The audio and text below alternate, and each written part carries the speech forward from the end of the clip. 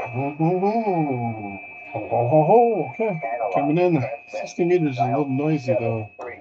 We're buzzing the field with 60. Got one really quick though. People be thirsty on 60. You know what I'm saying? You know what I'm saying, brother? Right. Let's see. Let's see. Let's see.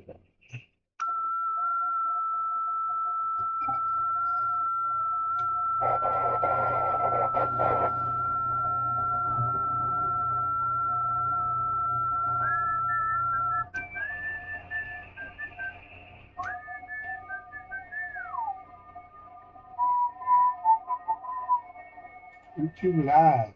Control panels, baby. Alright, let's see what happens. Got some people coming through finally. Some quickies. Some goodies we'll learn. Up there, and this one. Oh, chance. Who we got? Anybody on the line? Anybody on the line? Let's head back to my. Okay, so that's one issue. The monitoring thing is not doing this thing.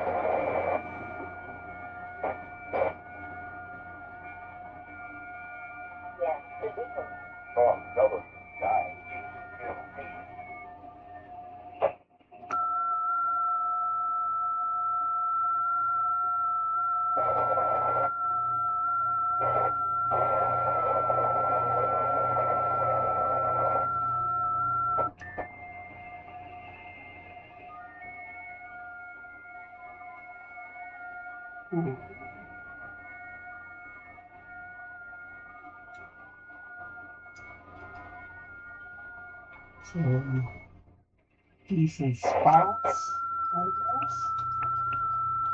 The hot spots on the map. There we go. K4.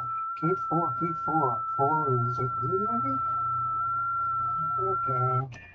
2.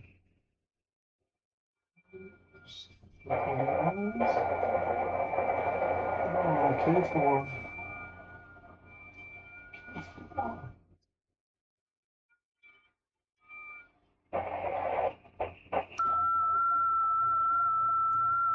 You put me down for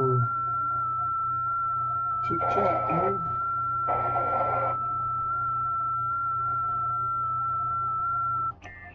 I haven't done before. That's quick.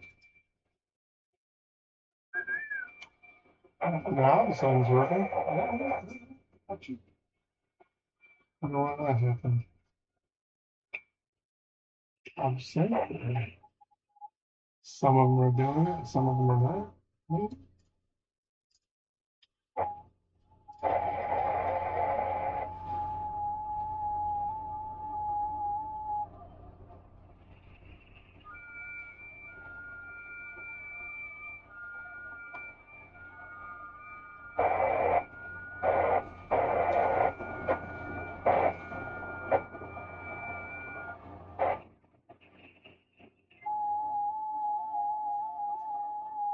Come on in from EM51.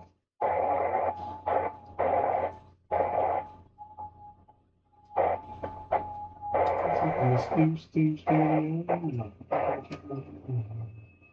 kind of cool stuff can we do in here? That is the question.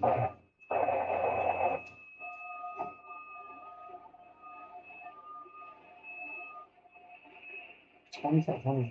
Okay, so how do we do that? How do we negatize the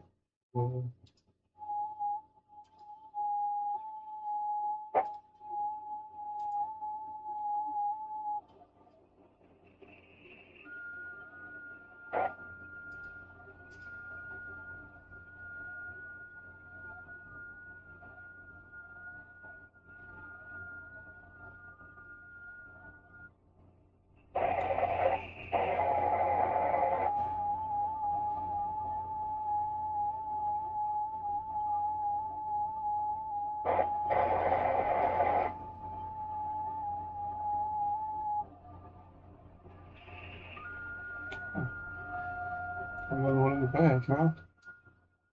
Who that? K4ZH. I don't know, bro. Next? And this one? Uh-oh. I can't even check to it. Can't get home without it. You know what I'm saying? Got a little contest going here. It's called Winter Heat. And it's kind of cool. It lets people see where the other people are in your home. I guess I'll have to go. I should go. What did tell this guy to do? Anything good?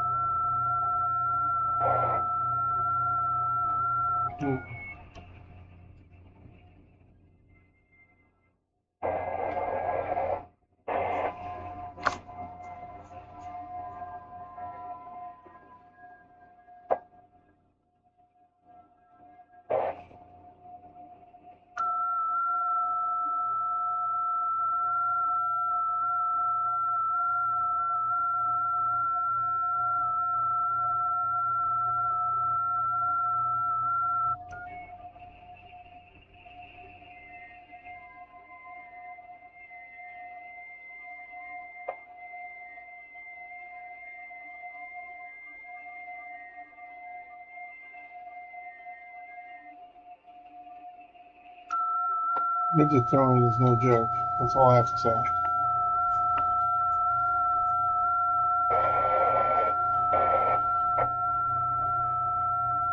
You know, like the report on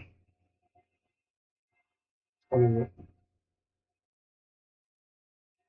Wolf of Wall Street, right?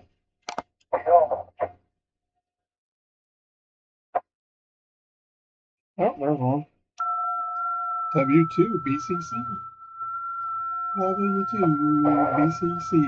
Look at that guy. He's awesome. 1164 kilometers. That's a lot.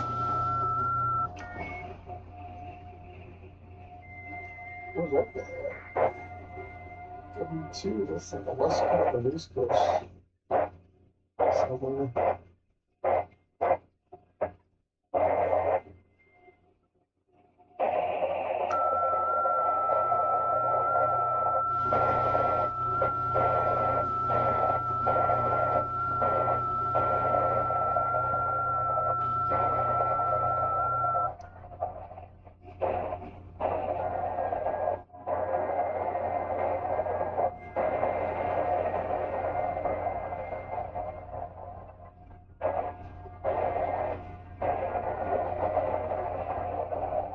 Come on, baby. BCC2. All right. Yeah. Sweet.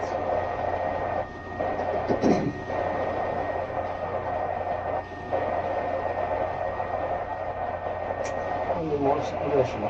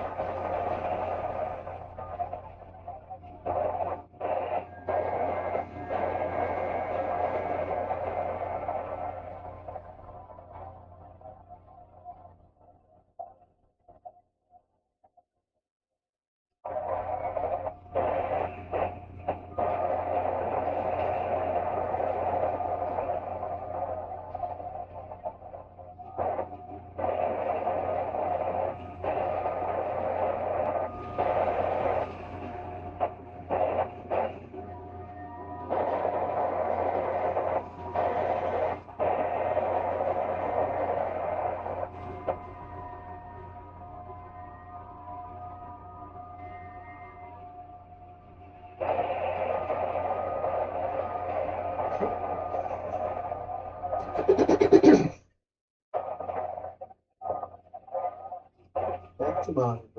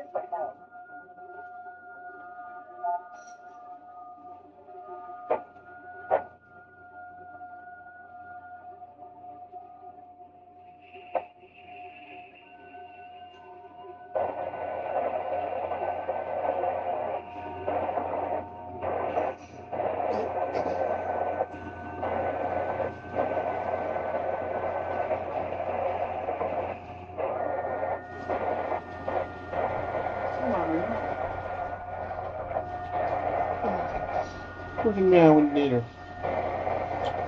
No males in the house? Boo. We should play. Let's play. Should I talk to him yet? Studio. Studio. How do we set that? There it is.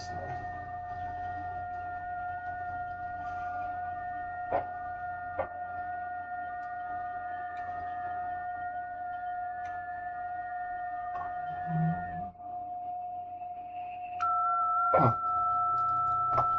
Oops. Let's go. Scroll when they're actually logged, not when the contact's actually made. Roger that.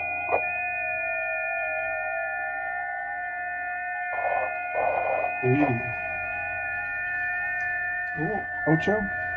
As well, it's on the Ocho. Logic. Yep. It's getting a better contest every year, though.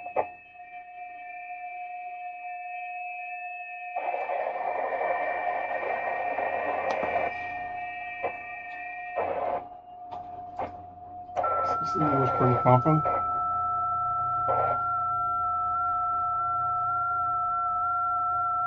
January.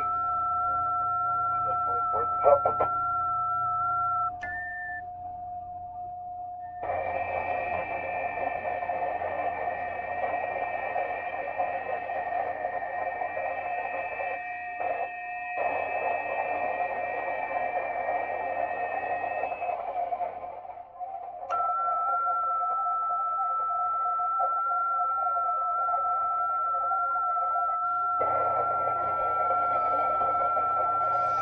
Oh, little baby, you got this?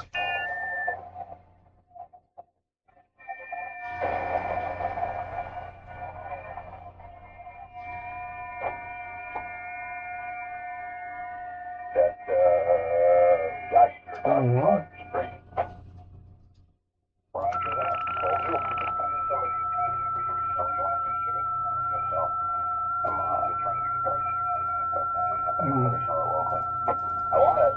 We haven't ever hooked up or, remember the day when we were going to be there at 6 o'clock today, and I'm like, well, it'll be a field day. I know I'll be a field day. I'm going to get it on me. Yeah, no, sounds good. I'll bring it for sure. Cool. Well, I'll send you something once we post it, or it'll be in the Kendall County group on Facebook.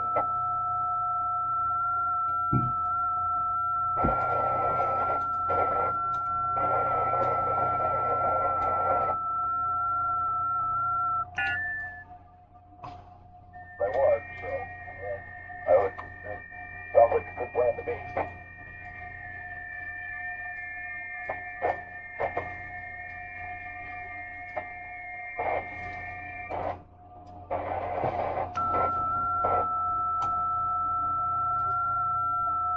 Lock it and load it. 35 watts.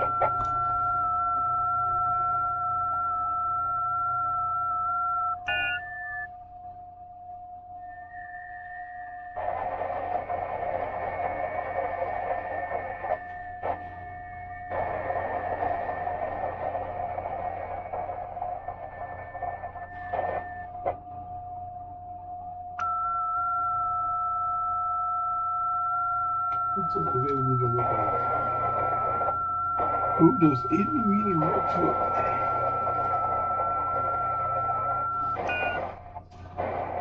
Everything else pretty different.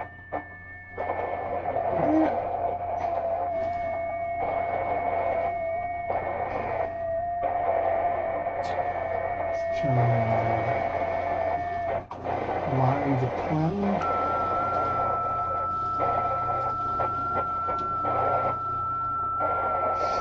There we go.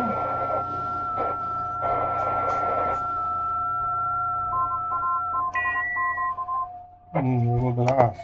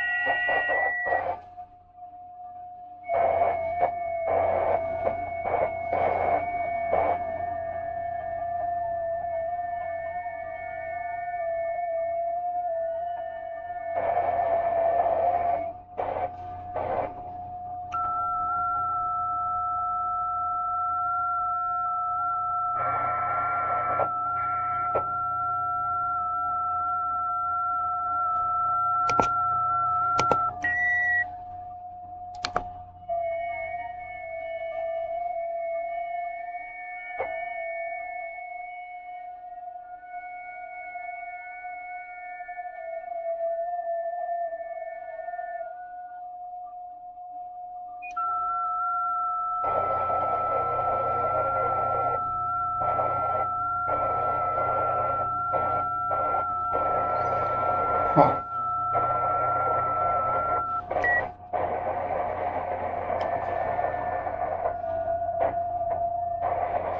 Let's try to come in on somebody.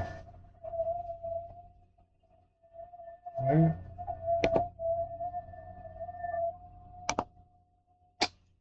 Doing that. It's not where I want it.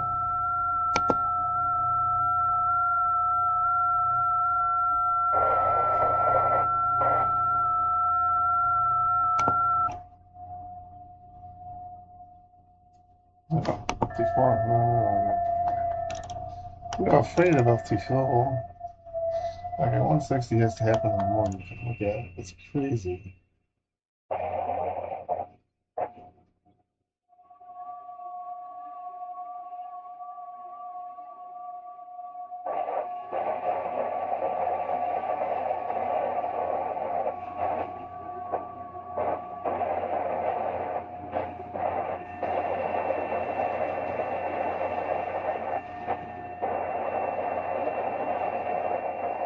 Okay, 160 is no bueno. Let's send one out just for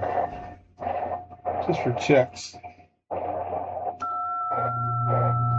Listen to the hum, baby. It's got the hum.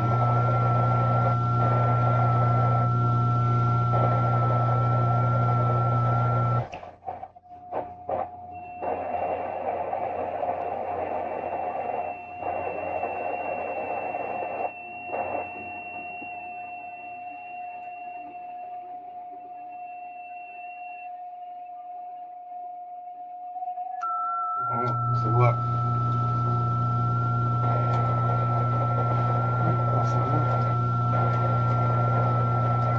This one. Yeah, baby, magic. 80. 160 is a green one. 160. Yeah, that's crazy though. I don't know what happened there. Let's let it run out.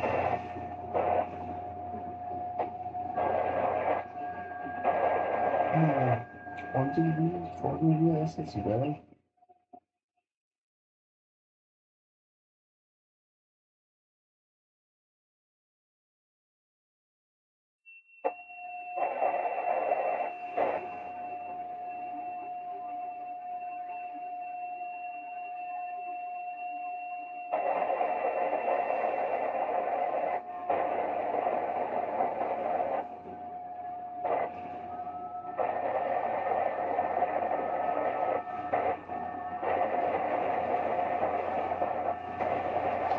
Alright.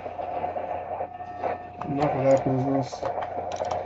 I'm gonna roll it down to 20, because 20 is solid, man. 20 is really solid. So we can get through, right?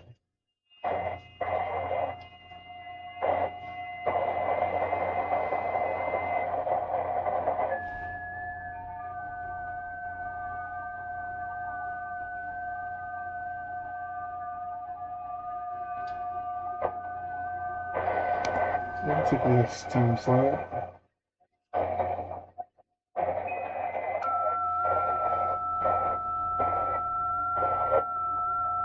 Let's do a little KD, baby. A little bit of weight. And wait, don't hear me. Bringing on down to Homelessville.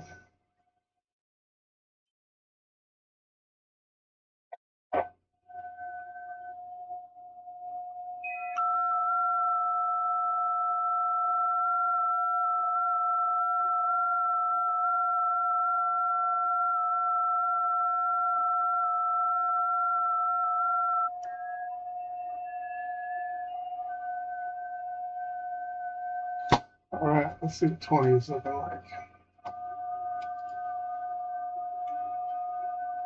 20 is pretty spooky.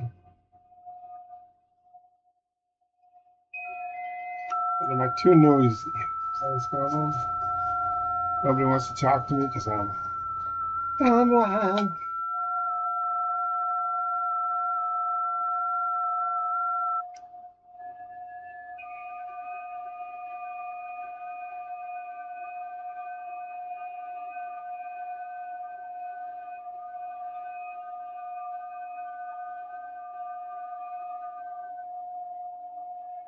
Well, we got pilot. What happened? W1 and W3. It thinks they're both counting. So what are we going to do? I'm going to go after W1. A little further away, eh? W1, 1,200 kilometers. See if we can get this guy, man. Get him. Get him, dude. Oh, that's a different guy. I got 3 of them coming in. Sheesh. I think we're going to have to chase. We're chasing frequencies. W1, that's got to be somebody over here, right? W1.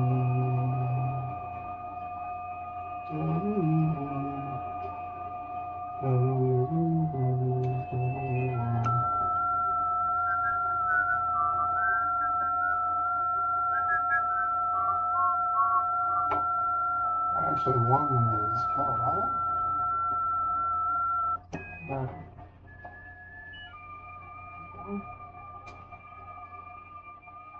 California.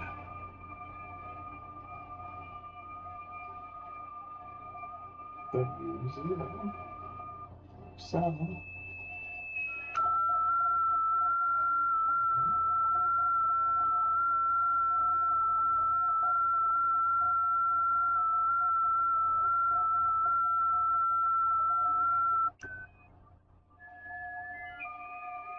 Tesua. Nobody's coming through though. Look at this guy. Send him a nice how to do. You know what I'm saying? It says distance. Tesua.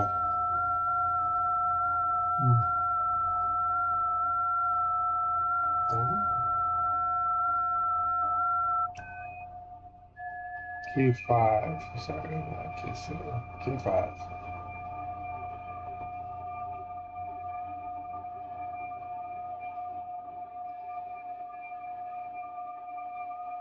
Tesua's not coming in either. Oh, there it goes. The WAF is finally coming in. Jeez Louise. Let's finish this guy. See if he can hear us.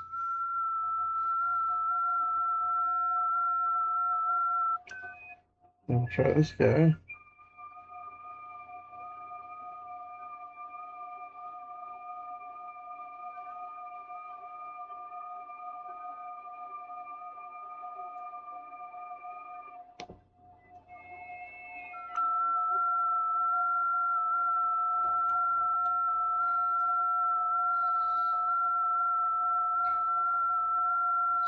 Finishing it off, baby. Oh, yeah. Completed, baby. Woo. WAF's in the house, man. WAF's in the house. Kicilia. Should respond to him, man. K5.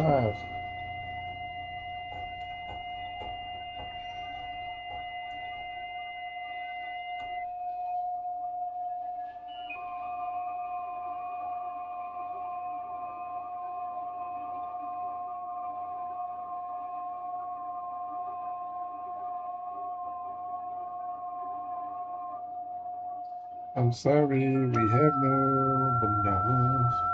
We have no bananas today. If you had bananas, they would be bananas and they would be okay. Why isn't this one coming in, man? Call roster. Call roster. Anybody? Let's open this up a little. Oops. Oops. Got one. K-Sua, baby. K-Sua, man.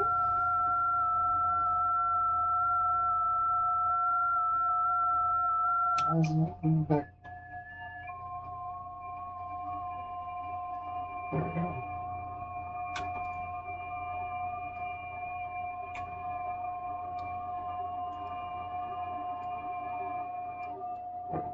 Well, stretching that one.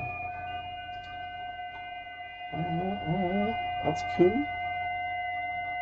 That's cool, baby. Let's try to get one of these guys. 1100 seems reasonable. Pick the good one. I do not know.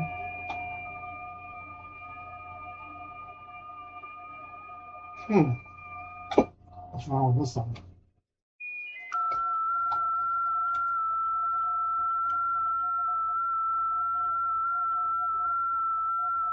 All right, man. 80 meter Chicago. That's what I want. Kubaka.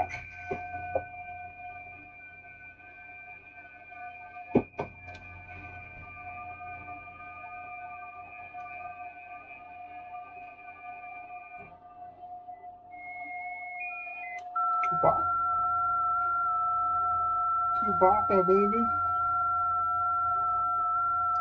KB2 QCJ. KB2 CJ.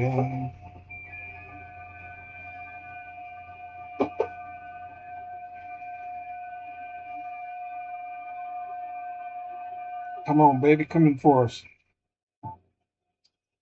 Listen to some wires. Listen to some wires, my guy. KB2 finishing you up. Okay.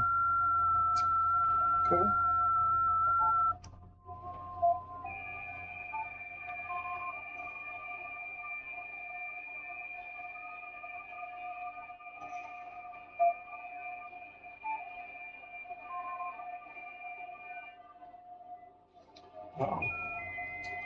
Guess we have to have our fancy smancy thing online here. Pardon me for a second.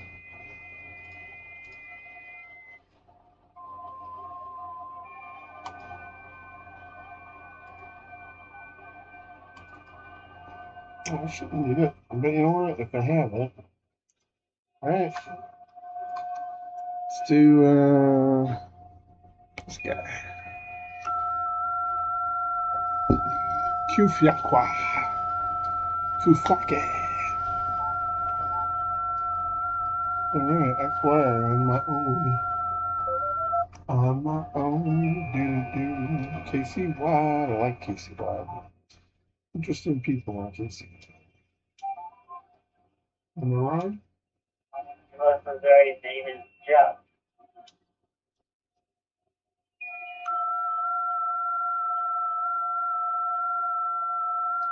His name is Jeff. Come on, Kubaka. His name is Jeff. Oh, check an email and listen to music and listen to music. Local repeater. Connecting. Come on, Coffee. You got this, buddy. There it is. Saved. And what's your location? I'm in my pants. I'm in Overland, Missouri, which is a suburb of St. Louis, Missouri. Get all the way down to the end. Magellan's chicken. Named after the Explorer Magellan's, I'm sure. Magellan's. Magellan's. That's a good pork name, probably. Hey, Magellan's. Oh, wow. Okay, let's give this guy a It try. shows me on the log that making it out there. Kadisi. My guy Kadisi. Yeah. I gotta do something about this video. Well, I don't know what to say. It is not ideal. How can we change our... Could be something on my end. I was looking at Oops. radio and all Sorry about that. that. Just realized tonight somebody I got online was on the radio that night saying, Mhm. radio can do this, I'm doing this. I was talking to him and he was 2,300 miles away and it showed up on the radio. So glad I made contact even though it's not showing your distance. So I have to figure that out. UHF, 2,300 miles away. Who's this guy? Yeah, I just have gateway activity and then it has my call sign CE8. and I'm transiting. If you see a CE8, How we're gonna many grab seconds it. of transiting? Let's try to do this in the... Okay. What, how are you getting connected? Using a hotspot or wireless or what?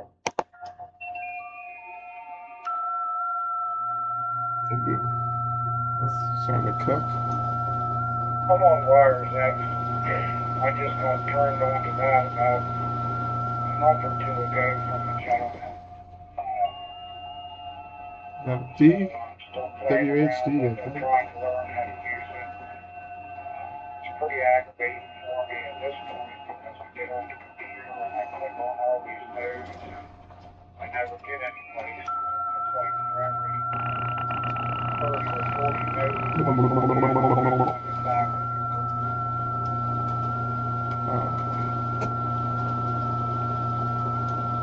Okay. Yeah, I pretty much got this one. Kansas City Wide Network. Seems to be a good trick. So look more here, does Kansas City Wide also, so I don't have a hotspot, I can get on the 2-meter repeater where it has the confusion on it. This is fun to say. 2-meter repeater, baby. Always a possibility. Like kind of like using the low power on the radio and a little heavy duck. The hotspot.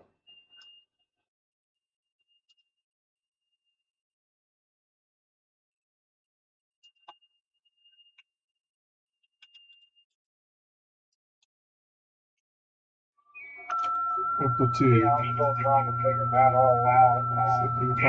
Finally back I've been talking to some people on the radio, and I guess I'm going to go out and buy a hot spot, I guess it is, or whatever it's called. Yeah. That would be the hot spot that I'm going to have that internet That's thing. neat. That way I can be in my vehicle. Still Yeah, talking okay. wires next. So why don't I have a preview? Show her thing. Okay.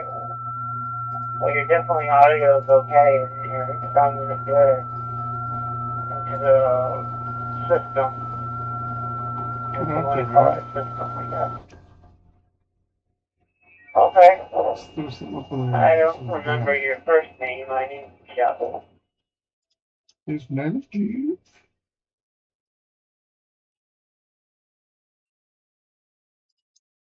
Johnny's my name, and I'm sure see if you can look me up. There's not much on there. In the next 2 weeks, I'm going to have somebody who's going to help me with some more stuff on Jose. Not real IT friendly, but my best friend, she is. You move this thing around a little bit? Or what? Picture on there, maybe a little bit of audio, then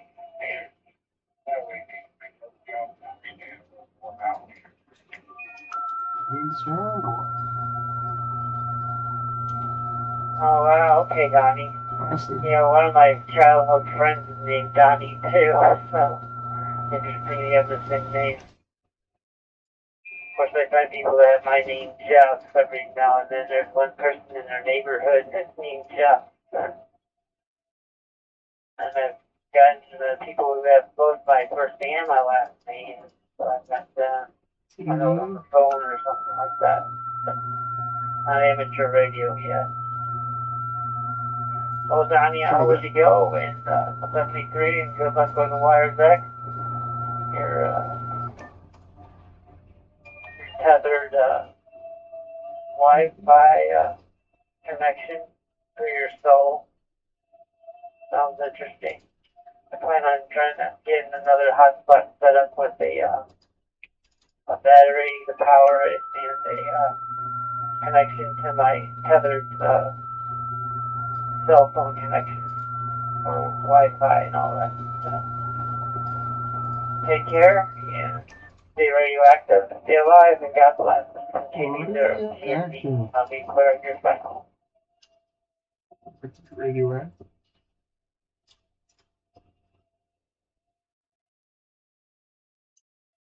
Sorry, Jim. I appreciate the contact, sir. Hopefully, I'll talk to you again sometime on the radio. Let's go with something.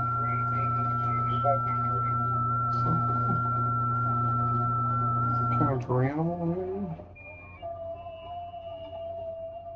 Bees. 83BEQ 1070P. If you have questions on wires X, there's a lot of people out here that can help you. But there is a net that's coming on in about 2 minutes. It's the HFM antenna net from 7 to 8 Central Time. And then there's another net after that from 8 to 9, the Amateur Radio RVers and Travelers net. So if you're still around after that's over, you have questions, just give us a shout. And 70P is waiting for the net to start.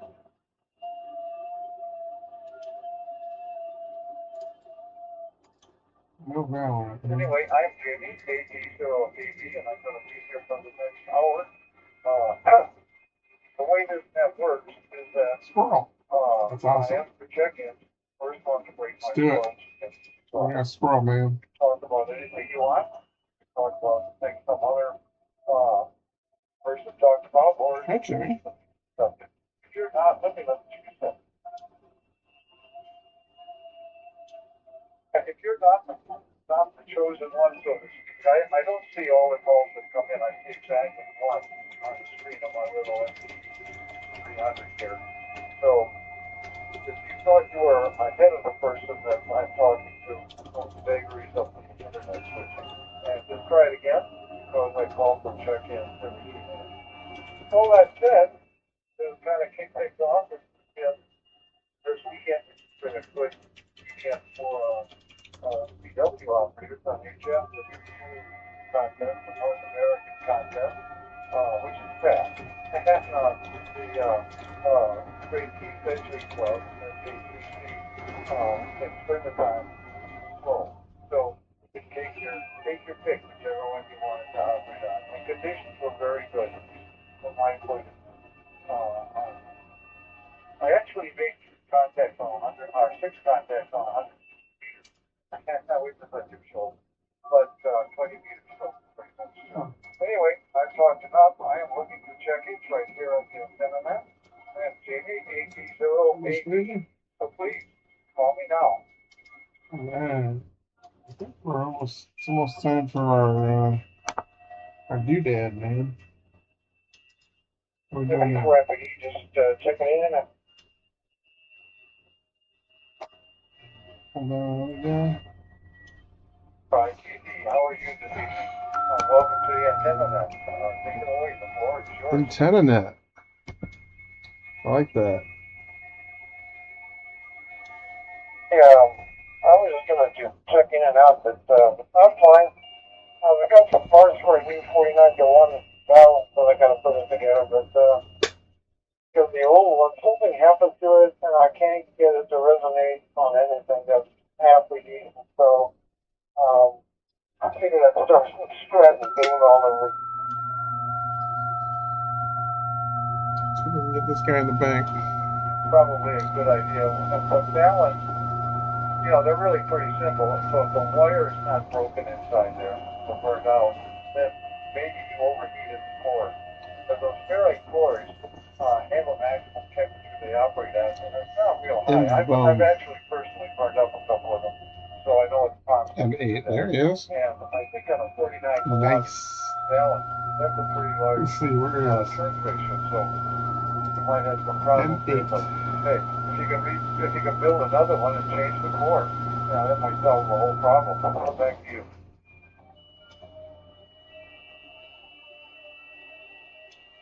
It's kind of what the idea is. I got a 66-foot wire with it, and it was doing okay, and then my rig expert was only reading it on, I was hit the diode in between the outputs when I was measuring. I bought a nano DNA, but I don't know how to use those, so I was using my rig expert, and it only registered with SWR 2 meters and 440. But when I switched it over to the HO band, I didn't get it. Maybe I got the wrong diode. I don't know. All right. Any UVM. I would think that antenna, let's go with this guy. Have a balun on it or not. Try to scoop him up, man. 139 feet, 80 meters, and that 60 feet roughly. 6 feet would be 40 meters. So you're down there around 20, somewhere in that big area. So I would think you'd see some sort of result. We have a local net to be on tonight. I like this on the radio. So maybe what to do? I'm surprised that you could get Walkie-talkie. a long wire like that. Handy-talkie, they call them. The professional ones. Come back to you. You know what I mean? K8DNA. KF8DNA. Because I deployed my balun to Pergola and put the antenna wire up. And I had about a 16-foot coax cable and I went into the rig expert. And it, I just don't know what's going on. I'll have to take another look at it. And I was kind of hoping to take advantage of the good weather to do all of that outside, but we'll see. I'll just play around with it inside and see what I can do with the readout. And then just do a couple of tests and that's what it's all about. W580 back to you. All right. We'll listen on this and we'll talk on that. That's what it's all about. I mean, antennas seem to be so simple. And yet they really aren't. Especially when you have transformers or tracks in them or anything like that. I have a... all right, the guy's coming through. I'm trying to think who the manufacturer of it is. Anyway, it's a ground-mounted vertical with trap. And on 20 meters, there's a trap at 20 meters. And 334 earlier today, I'm working some contest, and I noticed all of a sudden my amplifier is flashing warning and pulling back the power high SWR. And I could retune it, but I think what's happening there is, because this has happened before, I overheated the 20-meter trap. No other trap on the antenna seems to have a problem, but the 20-meter one does. And a couple of years ago when I had the same problem, I took it apart and it was all burnt inside, so I rewound it with heavier wire. That was okay.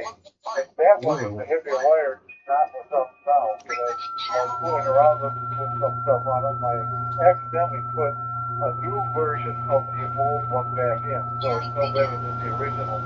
And I think I'm seeing the same problem again. It doesn't happen all the time, but it's usually quite a bit. Suddenly, the SWR takes off for, I don't know, 0.7 over, I guess. I'll come back to you.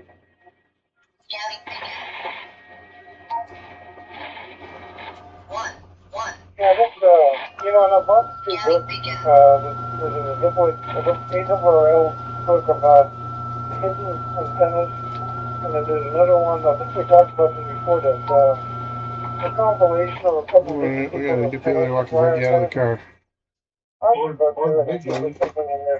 We figure out what's wrong with the big gun. It needs a proper antenna, though. Okay, looks like this guy's a mess here. So we're gonna do on frequency. What's wrong with it? Maybe if I be back here. We'll stick on him, maybe. See if that works. Probably a good idea. I had that book actually. I don't have it with me right this minute.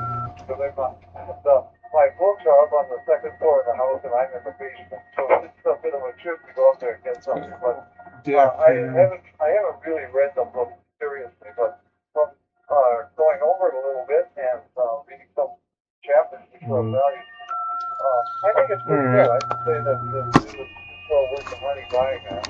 Especially I got it on ARRL was having some kind of a sale or something, so there was 50% off, which is my justification for buying it. But my experience has been with the ARRL books, they are pretty good. Some better than others, but I haven't found any that were really wrong or misleading or anything like that. So there is another book out. I don't think it's the ARRL, but it's called something like Balance of Transmission. Let me give ourselves better. And it goes into details on how to light by doing that. And I haven't Probably not. actually built a balance. But a friend of mine has, and his stuff works fine. So I got the idea, or I got the reference from him, and he built all his balance, and they all seem to work, and they don't burn out for him. So there's probably something to that book too. Thank you.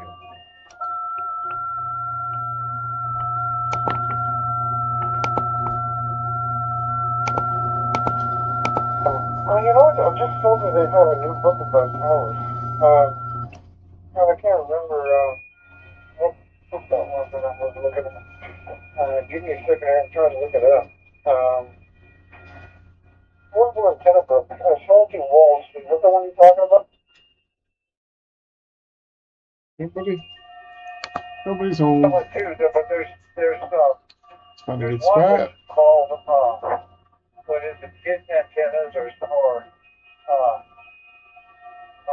antennas, inside antennas or something like that. And then there's the salty one, which I think is kind of weird.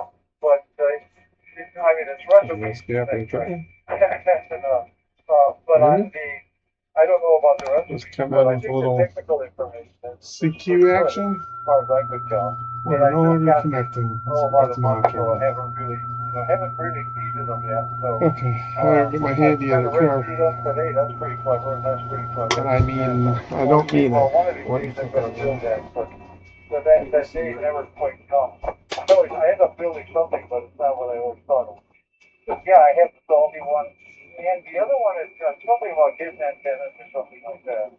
Thank you.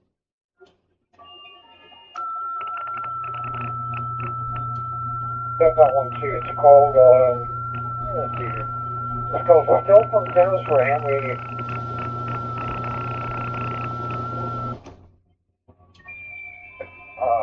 That's pretty interesting. The only thing, when you put an antenna up in your house, and you are in the same room with it, I get a little bit worried about RF exposure. So I think the ARRL has a form or some way of kind of estimating your RF exposure risk, but I don't have any antennas in the house. Mine are well hidden both sides. But whenever I'm out on the deck, I happen to be operating from the deck, I look up and I can see that antenna wire, and I'm thinking I'm running a kilowatt into that. Maybe I'm too close to it. I did the calculation and I wasn't, but it is a little disconcerting knowing what's going on. So the inside ones, I think, if you're careful, I don't see would be a problem with it, but I would be a little bit concerned if I'm running any kind of power and sitting right next to the antenna. Thank you.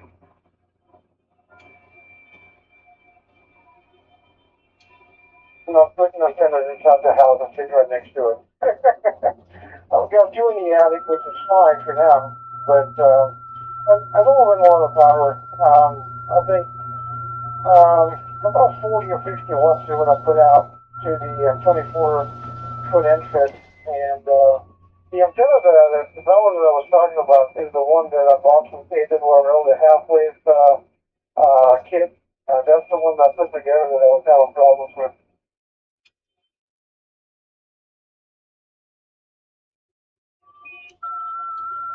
advertised, but I don't know anything about it. I don't have one of them or anything.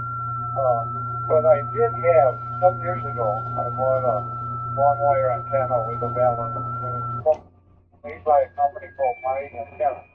And the antenna was called My Antenna, and the company was called My Antenna. And so it worked pretty well. I did manage to damage that balance. But they said it was rated, oh, I don't remember now, but I guess I probably overpowered it. I'm not sure that it was rated as a kilowatt, and I didn't think about that when I looked it up. And I tried that balance, so I can't really say much about the antenna other than I was damaged by operator error. For those listening, this is the antenna, man. I'm Jamie. We're taking all the different. Thank you.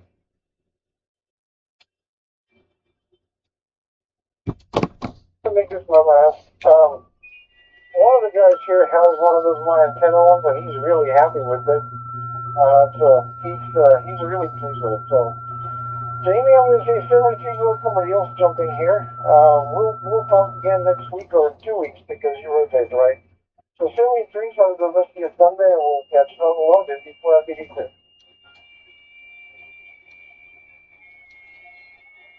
Yeah. And I'm curious what you find out as you get your stuff working again. What the problem is. That rig expert's a very good instrument. I don't have a rig expert. I have a nano VNA. And while the nano VNA works fine, it has a learning curve to it where I think the rig expert is pretty intuitive. You need a big antenna. It's intuitive, it's something like that, yes. Anyway, thank you very much for the check-in. Appreciate it. This is the antenna. See if we can steal this antenna. Let's steal the big antenna. Ask all those questions about HF. So great to ask more. Either I will answer them, or maybe somebody on the net has an answer. But in one way or another, we'll make something up. So you won't go away if you can. Anyway, that's enough chatter on my part. I need check-ins. Remember, the first one squirrels. There is no silent list. So please, call me now.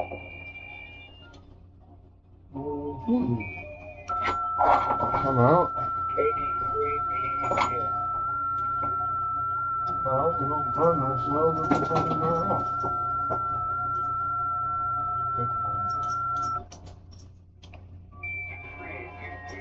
How are you today? Take it away. The floor is yours.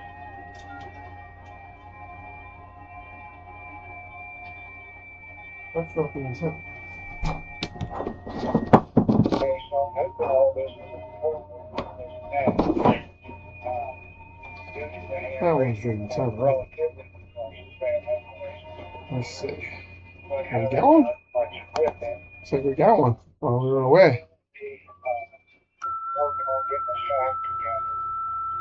Let's see. What can we do here? We need a piece of cable.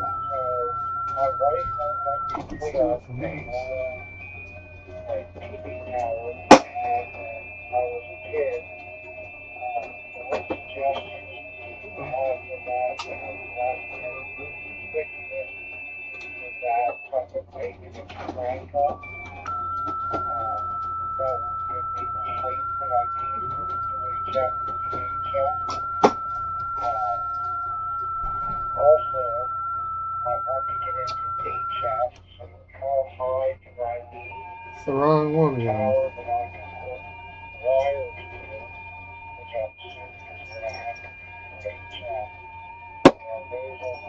Well,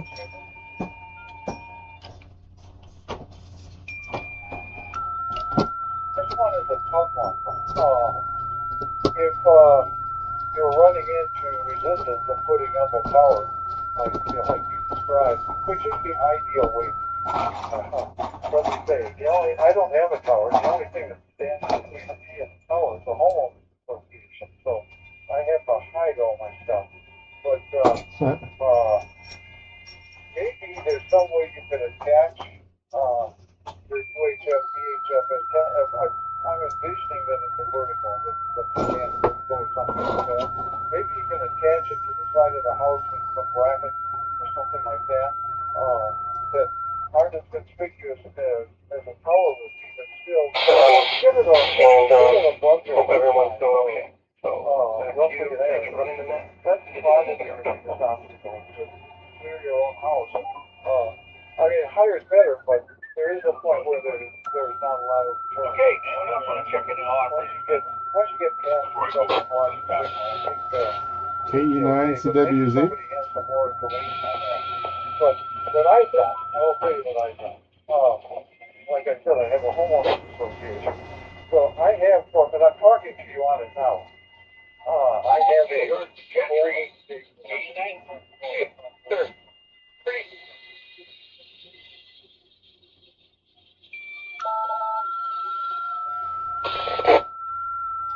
Sweet. Is there a question of the day?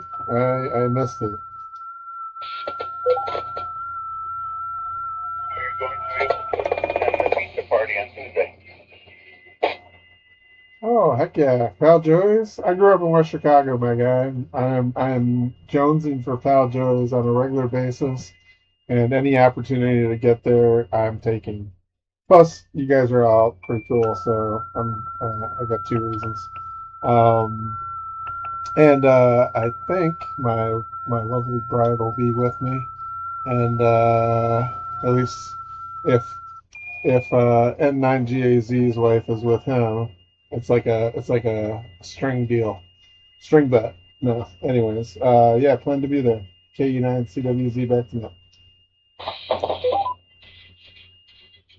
Okay, and today by PayPal, from the web page, the next page, there's much PayPal, the amount of 15 for the amount and process payment.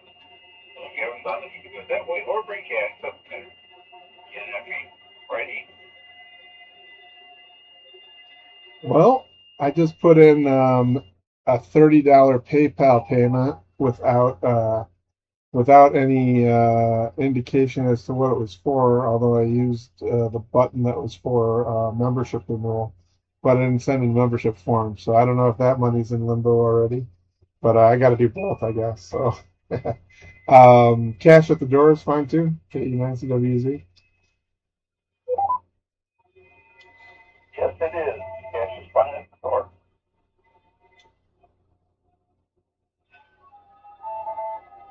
Okay, looking for more chicken for the operators, and anyone else want to write into this lousy group?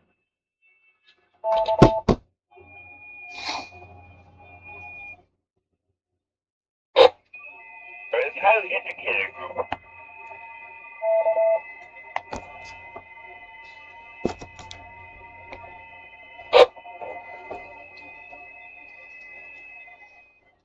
If there's some error, I got traffic, KE9CWZ. Traffic. I am experimenting with YouTubing my some of my ham activities. And if you look at my call sign on YouTube, you might find my channel.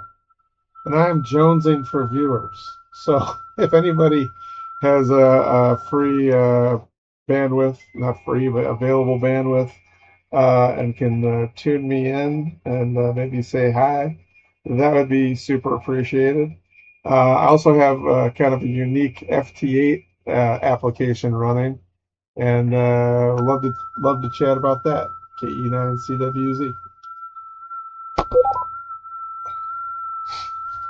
Awesome. And the group. Yeah, well, we'll do that later this evening. Usually at YouTube about 8 o'clock, 9 o'clock for a while. We'll put you on my list. Always fun.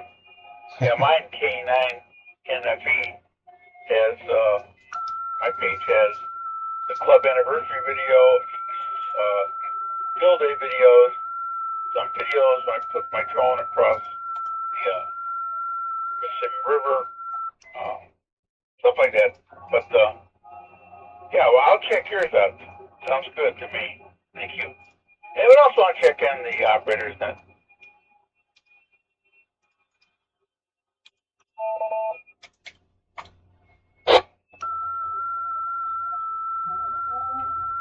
to the top.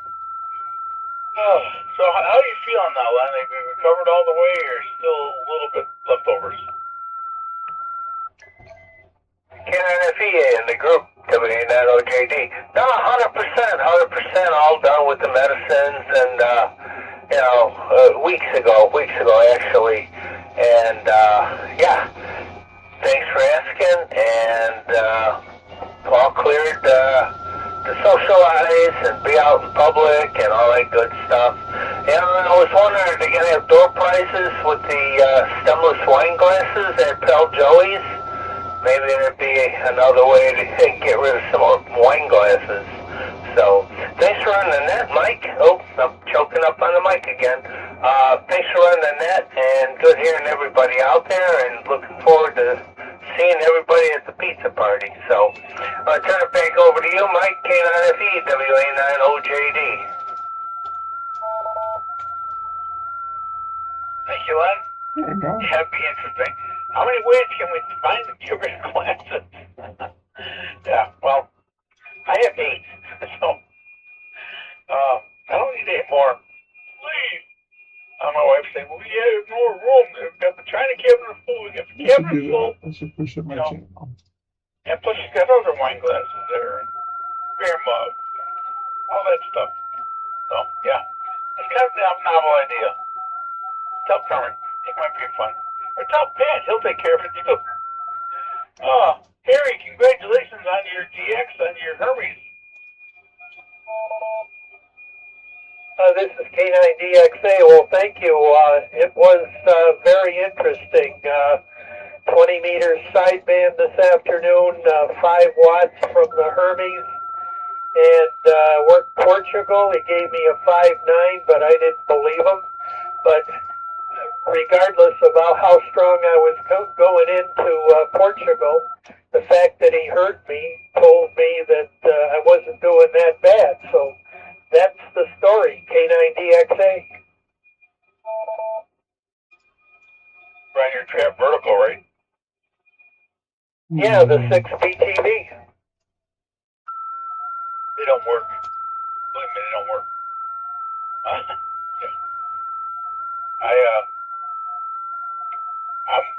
I was trying to do it by New Year's, but it didn't happen to get my AXCC on 80. Last band, I have the 2 bands I have on my antennas, but didn't happen. Got 98. So I'm still struggling to find those last 2. But good. Yeah, verticals don't work at all, I tell you. And then, yeah, Marty, anything else?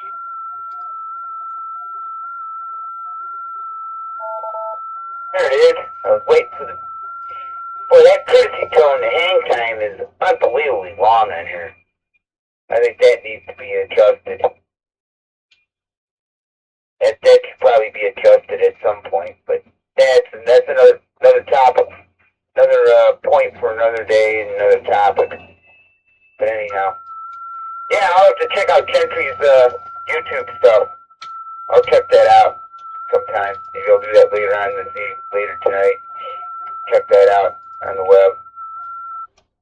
So, and yeah, I don't need any more of the classes either. I think that was I tell you, that's a rabbit hole we're running down. And I tell you, we got so many of them that I think they bought way too many. They should have bought maybe just enough to give everybody one maybe have an extra box or so, box or 2. But no, we got way too many. So anyhow. Anyway, I'm going to get out of here. I got another thing going in about 10-15 minutes. And it starts on the web, and I got a net at 8 o'clock, just after 8. So, anyhow, we'll catch everybody Tuesday at over at Pal Joey's for the soiree at 9 NTM. Woohoo! Somebody needed me. So you know, because of the buying discounts, buying that many, And we paid less for them overall than we would have paid if we bought the right amount. So that's why there's a lot extra. What is that up there? That's weird. Okay. Canine A&L, Mr. Pat. Congratulations again. 2 days to coronation. MD 1 year. Yeah, good evening, Mike. We're behind on things. Yeah, thank you. So, looking forward to seeing everybody, and thank everybody for attending when they will attend. And Mike, thank you for doing that. So I'll let you carry on, as they say. K9 A&M. As they say. Carry on, carry away, carry it to them. Whatever, we'll do that. Thank you, Pat. K9 BBX. Lou and Sugar Grove. Is that right? Yeah. 2 chats. I checked my rating. I can't read it anymore. Anyway, yeah, I've got that the cursive thing, and I can read them. I can write them. I gotta look at it twice. How you doing? You got anything else to add? K9 BBX, I don't really have anything else to add other than I also spent a while in West Chicago and perfectly understand Jones and Propel Joey's. So I hope you guys all have a good time, and I hope the pizza's as good as it's always been. Back to that. It is. It is. When they had their place out on Randall Road, when they moved from this location to Randall Road, they moved back. Randall Road was considered a place to get to. There you couldn't find a place. You had to be at the meeting there. It was like empty. This is my thing. Where was it at? Well, you got to go past it and go back in the parking lot. You couldn't even see it from the road out unless you knew where it was. Now, it doesn't matter. People knew where it was, man. Back to the same location. So, yeah, definitely understand that. Been doing Dodge Joy for 30 years. It's been a long time. Okay. And then LDW. Anything else to add, Lou? How you doing?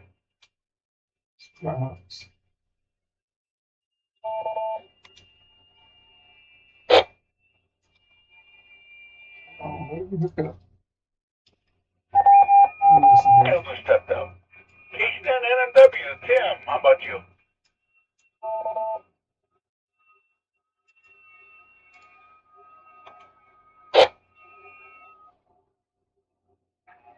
Huh. Oh. And then MTC, Ron. Anything else to add?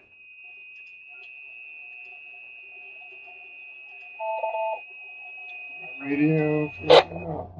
Awesome.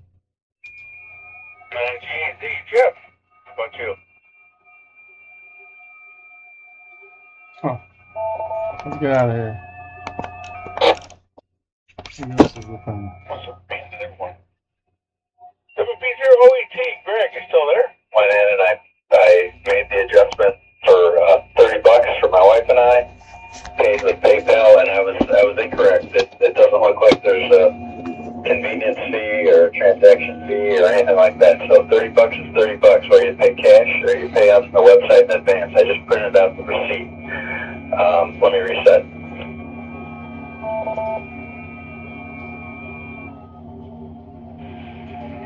Yeah, like Gentry, I too grew up in West Chicago, and plenty of times going to Al Joey's over there. And now that the West Chicago location is closed, all the seasoned pans are at Batavia.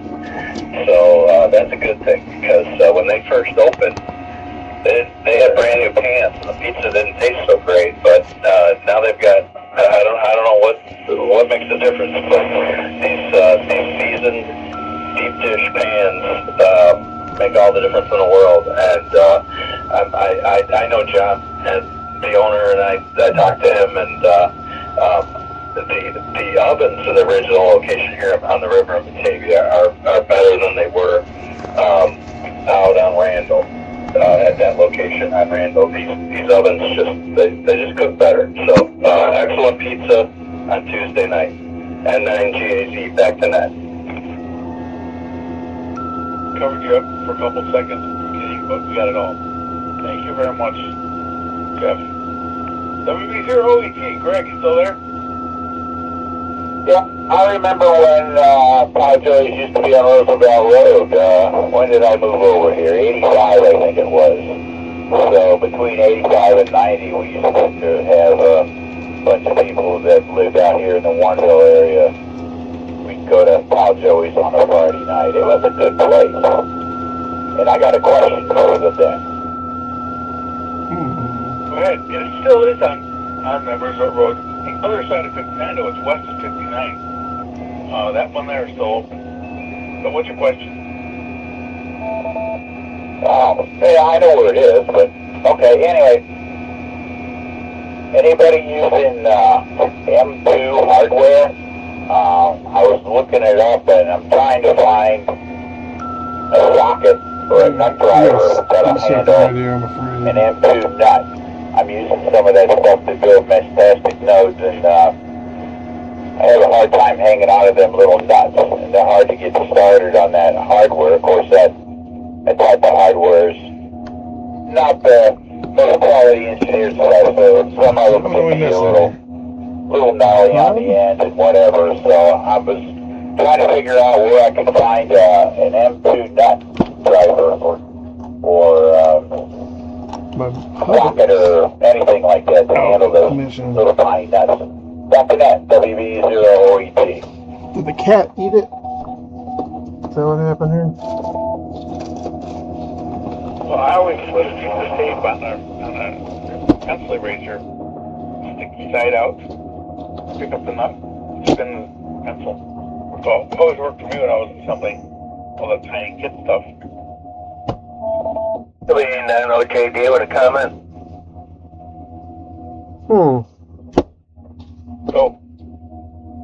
Yeah, you answered a pencil eraser. I was going to say if it's magnetic, just magnetize the tip of the tool. If the nuts are magnetic, sometimes they're not. Sometimes they're stainless or brass. But yeah, either or would work. Back to the control.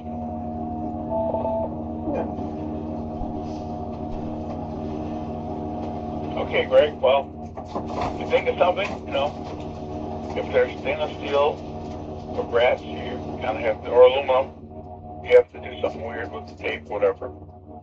Otherwise, small wand magnets, got several of those. They work great for getting them started, but I don't know what kind of nuts you have. Well, I got the stainless steel ones, and then I've got some of the nylon ones. Those are great for mounting circuit boards because you don't have to worry about the nut and the washer and whatever shorting anything out. All right, I'll keep looking then. Thanks a lot. Oh, crossword. Yeah, NFB Internet, WB0OET, Cliff. Okay, getting an NPR. Tom, anything else from you? Let's see. No, not really. Let's see, speaking of YouTube, yeah, Gentry, good audio on your YouTube channel. You have 4 videos out there. Problem is I don't know how to speak FT8, so I'll have to decode that myself. Is it screeching? The audio sounds pretty good, and the video's alright. Video's a little washed out, but it's not too bad. Okay. What else? It's off right Nothing now. else. Looking forward to seeing people at the party Tuesday night. So, everyone, 73s, KD9 NPR. Okay.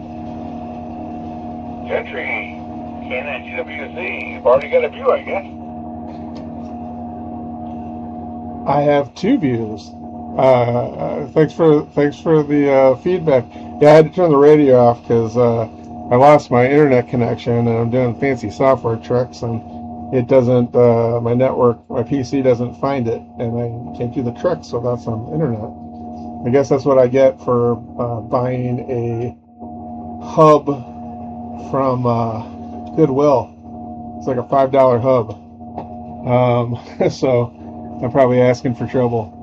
Anyways, yeah, thanks. I don't have static content right now. I just started doing live streams on a brand new account, I'll try to push some stuff in there. I got to try to capture like highlight reels or something like that. But just yeah, without any viewers, it's hard to hold conversation. You could probably hear this. You probably get an echo of this right now. I should turn off the mic. Huh? And yeah, I don't know, just trying something new. Anyways, yeah, looking forward to seeing you guys on Tuesday. KE9CWZ BackNet. Okay, Gentry. Thank you very much. You keep up the good work. Anyone else want to check in before we close this net? Woohoo! And NXT, I have a comment about the Pale Joey's in West Chicago. Yeah, straighten them out. Go ahead. It's gone. Hey, Mike, that location's been closed for a number of years now. The only one open is the Batavia location. And the one west of 59 closed? Yeah, about 2-3 years ago. Never thought that. I don't have to change my brain. Okay, thank you. No problem. And NXT Mobile will be clear. To go to the one east of 59 on 38 a long time ago, and that was funny. It wasn't that big of a place, and it was always packed. Oh, okay.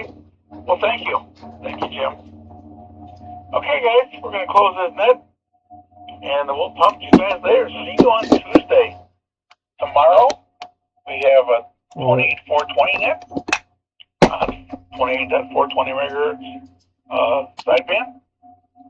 At 7:30, at 8 o'clock, we have the 1010 CW net, 2150. Wants to be a 1010 member, just join and check in. And at 8:30, the 1010 sideband net at 2720. So anyone general above is welcome to go in there. And you don't have to be a member of 1010 either, just join right in. And with that, we'll shut this deck down, and we'll talk to you guys and see you guys tomorrow and Tuesday probably. KNFE. KNFE, thanks for on the net again tonight. Looking forward to it. And I'm honored to mention to you, I did subscribe to your channel. Your videos are pretty awesome with the drone. I loved it. I've been passing them around. 73, WA90JD, clear QRT. There we go. Network. Since you're available, free of charge.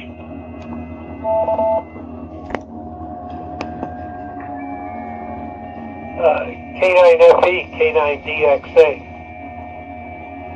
Gotcha.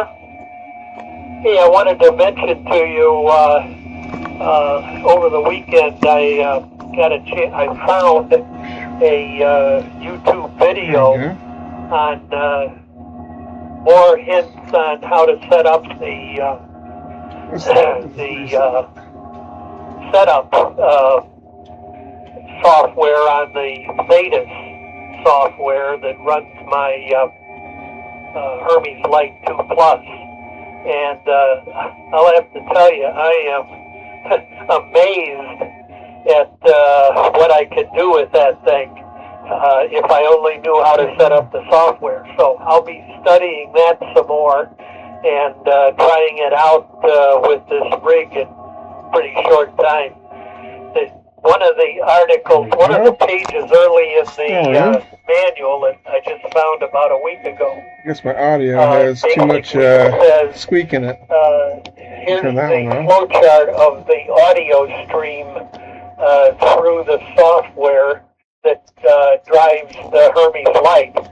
And that stream has, gosh, at least 6 or 8 different settings to optimize the audio output of your rig.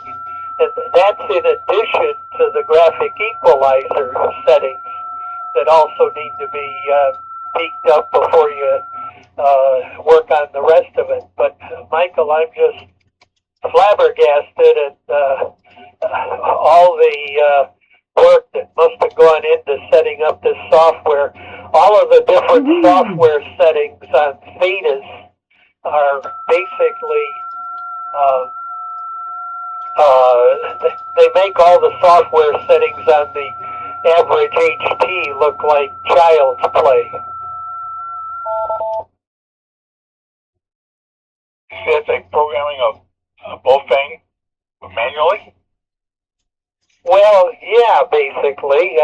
I don't want to program a Bofang manually. I'll run the software that takes care of that for me, but there's so many drop-down menus on Thetas that it's all pretty self-explanatory, but first of all, you're not absolutely certain your first time around what you're adjusting until you figure it out. And that's about the only thing that I'm disappointed with Theta's software is that it's very difficult to learn, and even though you have a manual, and you also need the YouTube videos to provide a great help, there is no central point where anything and everything is explained in sufficient detail.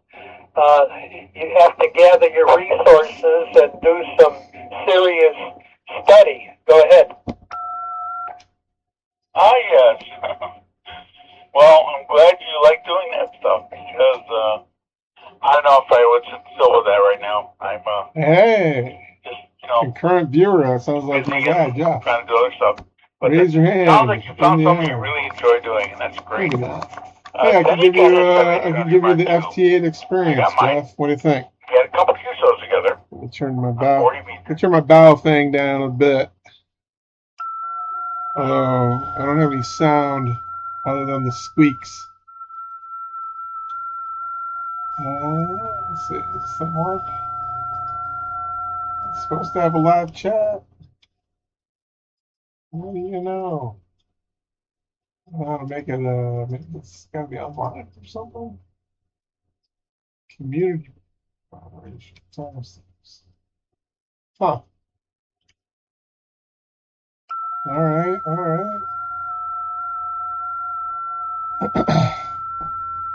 Ooh. I got to make some food. I'm going to keep this run, and I'll be back. I got to feed the animals. The dirty animals. I'm in CQ mode. See if I can get a random. Doing the old 40-meter shuffle tonight. It's a good balance between nothing and too much. Man, give a little should you do? Oh, do I have to do that? Where's this channel manager thing? What's that? No.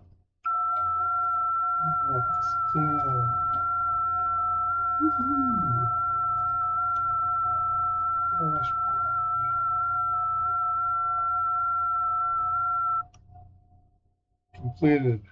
Oh, not completed, but we should be in connection active. There we go. Connecting AD0AA EN34. They heard me. Got giving them a +4. Giving him a +5 now. Question is, what does he hear me at?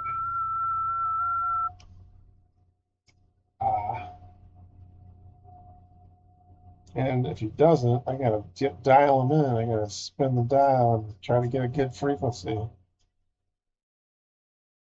Come on. There it goes. QSO saved. 73 babies. Whew.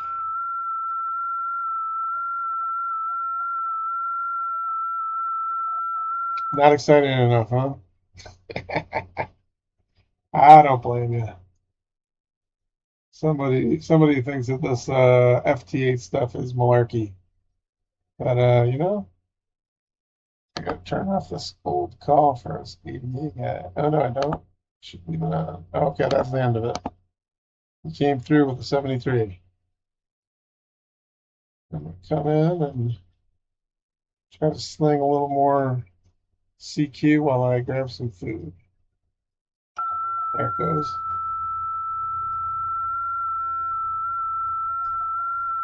Whee! Probably a little premature putting it on the YouTube, but I guess I gotta, you know what? Turn that. The microphone. We don't need to hear the FTA. That's kind of just annoying, right? Maybe just a little bit for effect.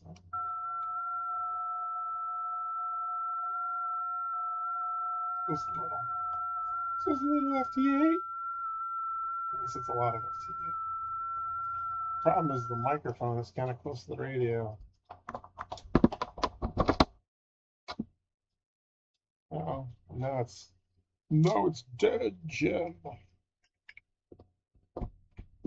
This is just a good hug. Go straight in. That's what she said. That should help. That should be a little less unreliable. Turning off the Baofeng. Turning up the KCY digital. Part of it's RG8 Expo. It's antenna. This is antenna talk. So if anyone is interested in antennas, I'm going to share my shoot this. I got a pilot. I work all over the place. Do I? And they're about 10 feet off the ground. Not really a pilot, but okay. Even the house to a tree, and that's it. But I have one orient north and south, and the other east and west. And I don't really see a lot of What's difference. going on here? Why not? There is some, but not much. Anyway, so if conditions are good, you can have crummy equipment. There we go. They're bad, and equipment matters. MCP, baby. Master Control Program from. Master Control Program is from Tron. Am I wrong? A lot of people don't realize that the loss. Woohoo! 73 babies. Say at 440, you have 3 dB loss in your cable, but you're driving an antenna with 50 watts, only 25 watts are making it to the end of the 3 dB loss. But coming the other way, More. Send still 73. has a loss. Still lose Tighten it up. signals coming back. So, however strong that signal was, you're only getting half of it back. So, I guess that's it. that's the point. Let's pick another one. Well, let's just go CQ. We're talking about the CQ, baby, CQ. You know, Yeah, and I know the video is washed out. It comes in after the dimmer hits. Yeah, there it goes. It's hard to dial up the video for both. Some stations sound really good and crisp and clear, and others sound terrible. And I think at least part of that is All right. they don't have Cats and dogs. the radio has the graphic equalizer. They haven't set it anymore. Very cute. In my case, where I did some testing, it made a big difference, including from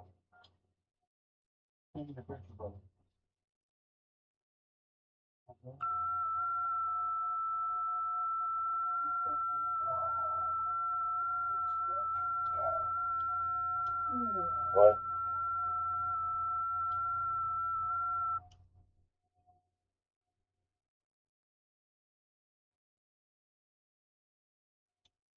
Am I still there now, or am I dead in the water here?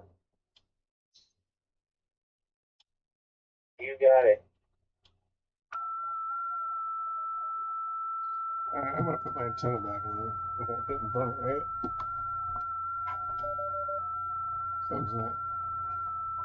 Something's not right. Okay. Switching antennas.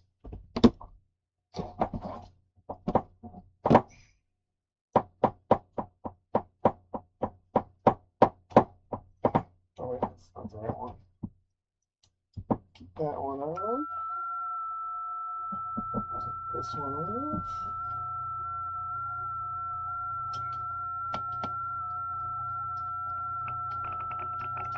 Try not to burn myself at the AC, right?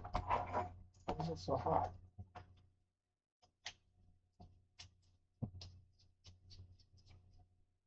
I'm doing digital. Should be hot at all. Let's see. Appreciate it there, Jamie, and everybody else. There it goes. Appreciate you letting me break in and run this net.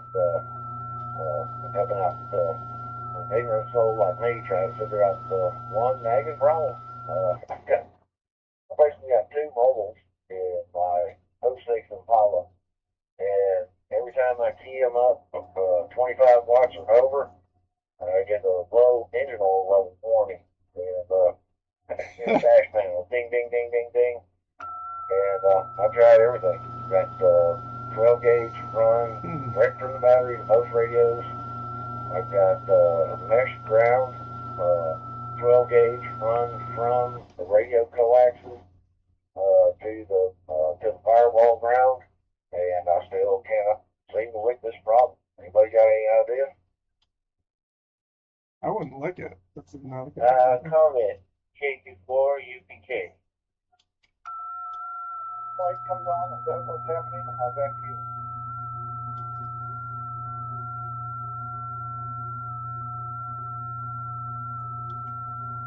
Yes, sir. Low engine oil level. And I've replaced the sensor. There's nothing wrong with the sensor.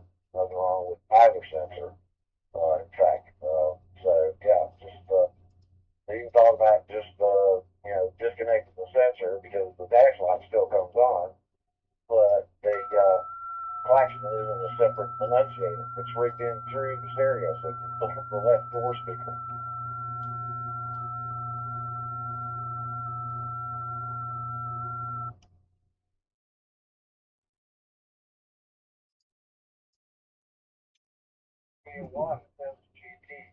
I'm doing it wrong?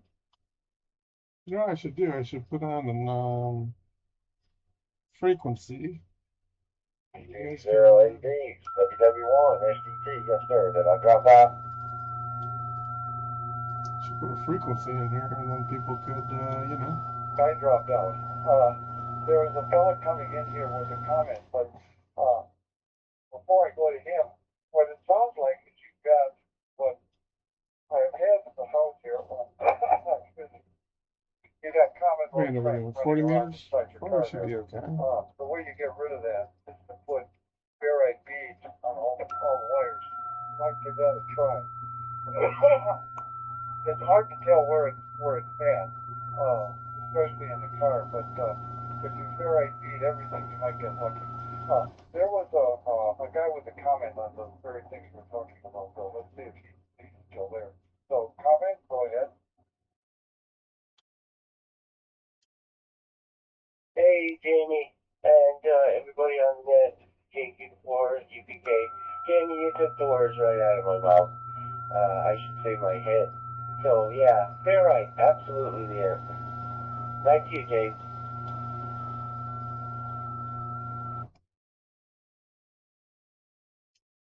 Yeah, I have been fighting the common old current battle. I don't know for how many years. I have got so much ferrite put on my radio here. Every wire, the microphone wires, earphone wires, of course all the antenna cables and everything, power line cables, jumper cables, and everything. I finally got rid of it. But boy, it was not easy to get rid of that stuff. When I ran 100 watts, I really didn't have much trouble. Oh, But when I Lord. went to a kilowatt, boy, all hell broke loose on it. And I would guess running a couple of radios in a car, that would be even worse. Because you've got all that wiring right there, picking up signals from everything. And even now, I will tell you, if I run 80 meters, I don't have to run a whole lot of power. I could just run almost anything on 80 meters. Immediately, my freezer, but the circuit breaker for my freezer will pop open.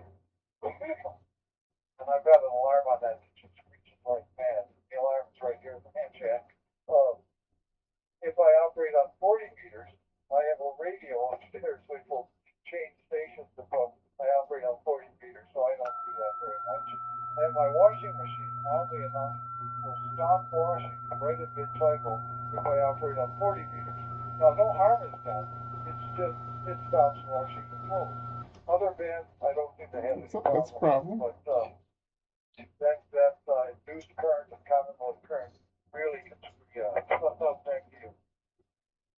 Second, taking a break. Let's just do this. KQ40 UPK returning. That is hilarious. Yeah, you're running a kilowatt, buddy. Definitely. Yeah, you might need to have a Faraday cage around that baby. Just kidding. Yeah, I would say the ferrite is the answer for sure. Definitely run some ferrite around your cables there, one on each end, and you'll be all right. I can almost guarantee that light's gonna shut off, and you're not gonna have that issue anymore. All right, 19 control. Does the emphasis made to be on the antenna coax and half the feed core at the antenna, or does it need to be on the power? Or both?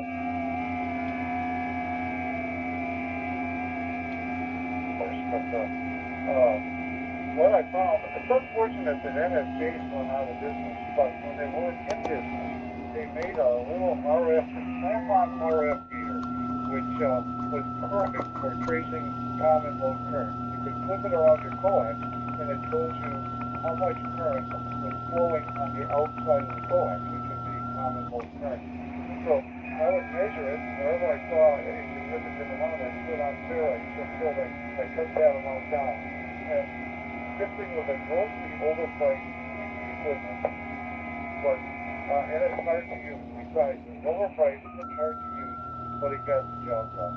So, as much as I dislike using it, I've used it a lot, and I recommend it if you can find one, but since MFJ is out of business now, they're going to try to come across. You could build it pretty easily, just from the top end with a little rectifier on it, and they put essentially they use one of those clip-on ferrite beads. That's what they call beads, but they're really not beads. But they clip around the coax, and they got a few turns of wire going through that, and that's the sensor. So the thing is dead simple, but hey, it works for me. Anyway, I think it's about time I wound up with that. I'm right after you travel and everything, so I want to give my little plug there. Hang around, but I kick off the air here, which will be almost now. Hang around because the travel and RV is coming right up on this very same station. So, anyway, okay, back to you.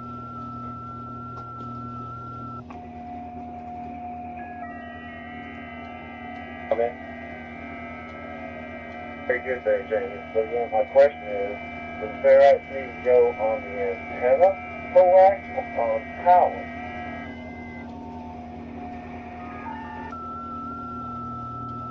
In my case, I had to put them on the antenna coax. I found they were most effective when they were put closer, as close as I could to the transceiver. On the antenna coax and on the power and on earphone cable going to it. Now, I'm on a CW operator, so I don't have a lot of microphones kicking on here. But I had to put those, again, keep in mind, I'm running actually on low bands 1500 watts. All right. So I'm running a lot of power on that. I'll be right back. But I'm gonna chat. I've got some on any feeders Kids that go gotta in eat. or out of the transceiver or run anywhere near it. And in fact, including my Cat 5 cable for the router. I've got my stuff hooked up to the router. I don't use the Wi-Fi. The radio's hardwired into it. Even that. And it did the job. I mean, it worked amazingly well. Really, it's very effective. But it's not easy to find where the problem is. So I probably am over ferrited here, but at least I don't have a problem anymore.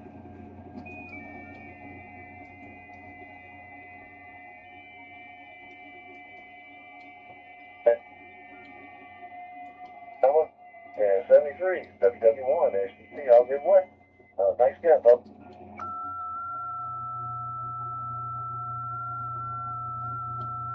Thanks for checking in. And as luck would have it, I have to get off the air here because the travel and RV that is starting actually right now. So I want to thank everybody. I'll be back in 2 weeks, but you know, next Sunday, Brad KB0 Why LSA is will my running this very safe now. AC? Very good at this stuff. So anyway, thank you very much for all the check-in. I got to get my butt out of here, and I do appreciate all the comments and everything. So this is the end of the antenna net.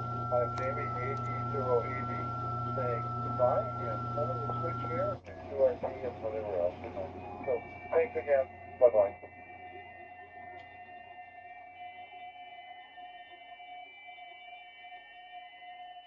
It's weird, man.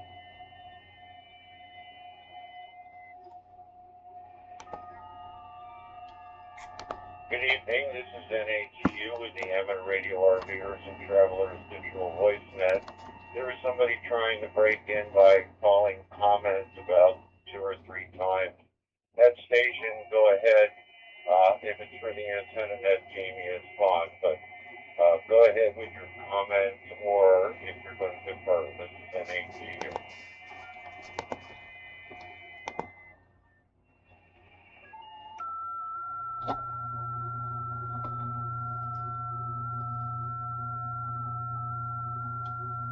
Nothing is heard. This is NHU with the Amateur Radio RVers and Digital Voice Net. We're going to allow 15 seconds for all the repeaters back to reset themselves.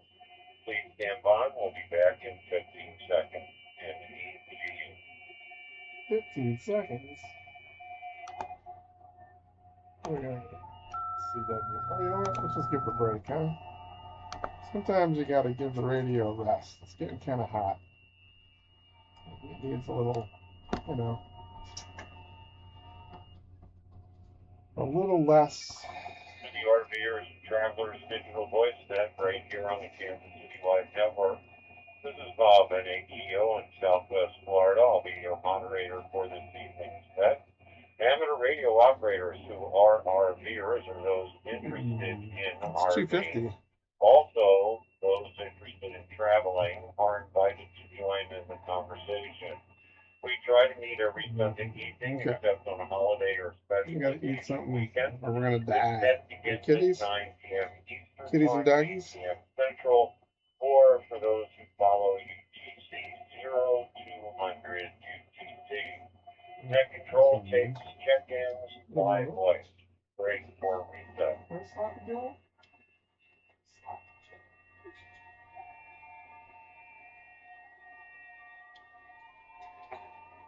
We do take break for resets often because the system has repeaters on it, which have 3-minute timers, and we don't want to time them out. We want everybody to be heard. We are also always looking for moderators for this net. If you might be interested in being a moderator, please let us know. Send me an email ARRL.net or make it known during the net that you have an interest, and we'll do an interview and forward you a script. When you are checking in, please mention if you are participating in the conversation or listening only. Break for reset.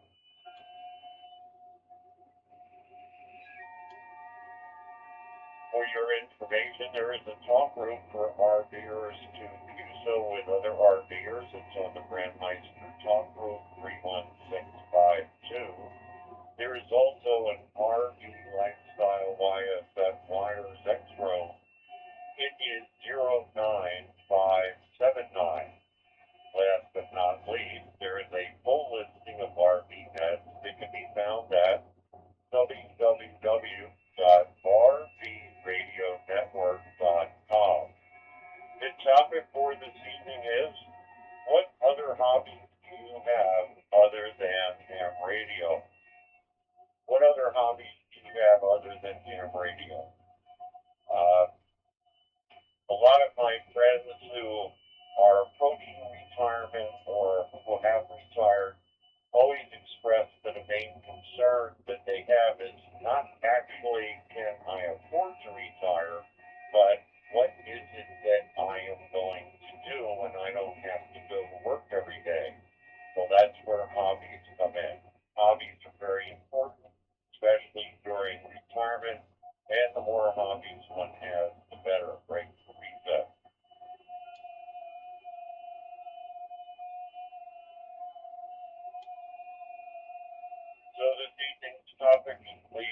everybody what your hobbies are other than amateur radio, and we'll see what people out there are doing.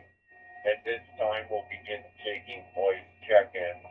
Once again, when you give your call sign, please mention if you are participating in the conversation or listen only. This is NAGU standing by for your check-ins.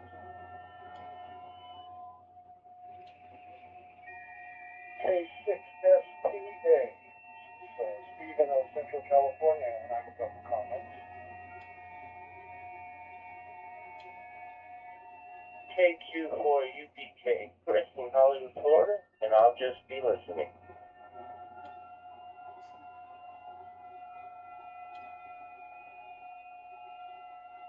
Japan, 60 Amateur Radio, WJ6, very active radio, participating.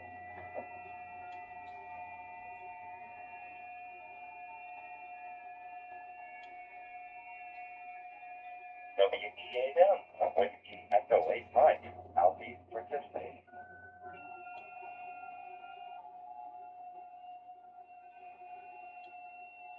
Victor Echo 4, Kilo Mike Foxtrot from Manitoba, Canada, and I'll just be listening along.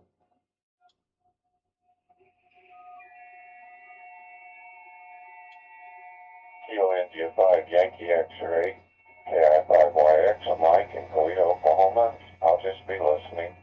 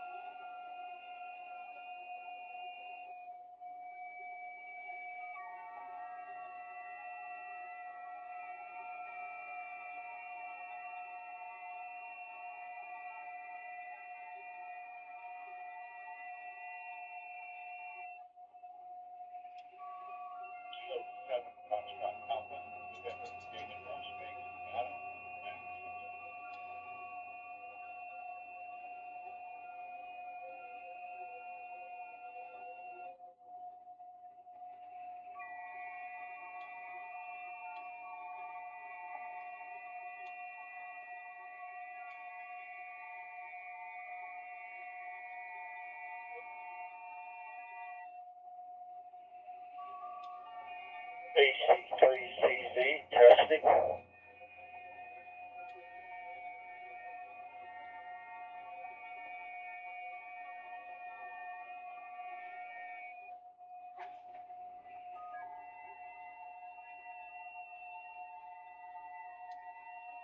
This is NAGU Net Control for the Amateur Radio RVers and Travelers at AC3 Charlie Zulu. Did you have priority traffic?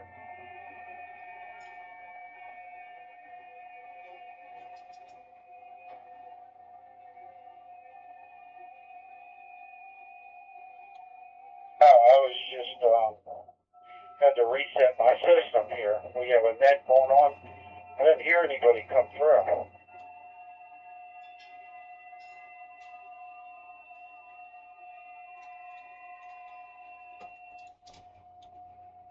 Yes, we have a net going on. It's the Amateur Radio RVers and Travelers Sunday Night Net.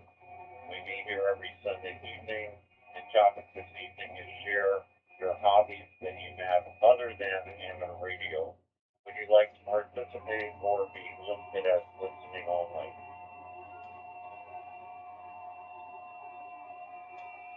To be listening on, like I said, I had to reset the system. I didn't hear anybody in there though.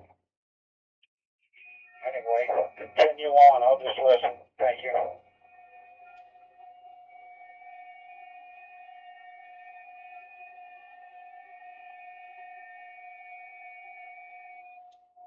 Okay, let me go down my list.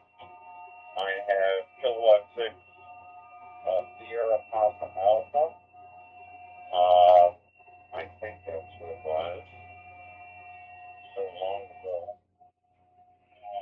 Maybe it's Sierra Papa Alpha. I have you as participating, and I have N1NQU. I have you as participating.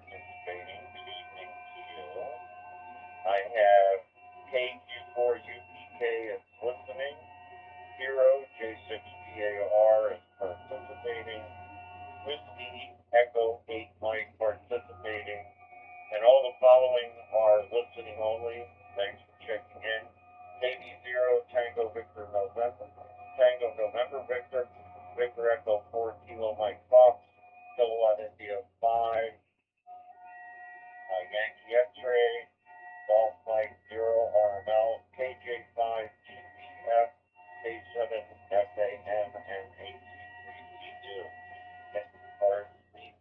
Anybody else wish to check in?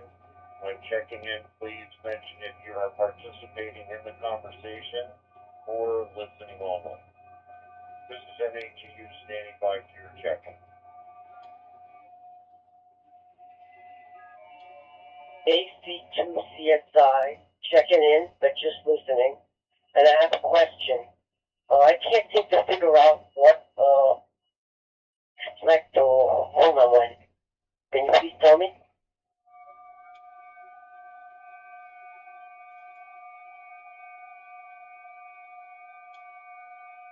You can't figure out what? Go ahead.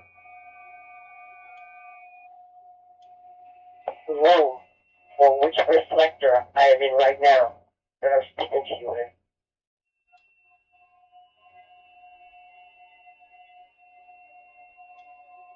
Are on Kansas City-wide network. Go ahead.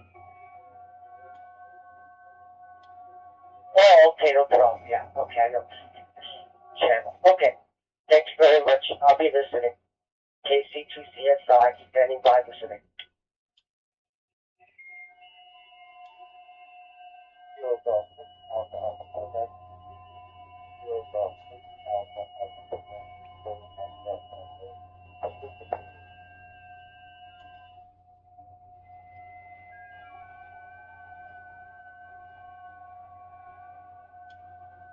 KF0BLQ, National Independent Participant. KP0Q.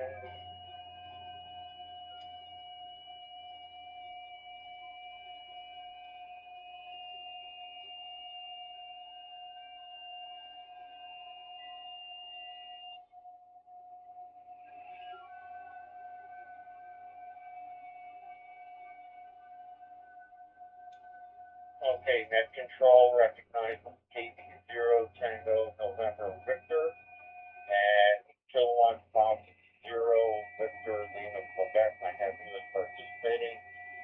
We've got a whole bunch of folks. I'm going to go ahead and start with the net. And the first thing that we usually do is talk about Hamfest and rallies that would be of interest to our viewers and travelers. And so that's what we're going to start with. Break for reset.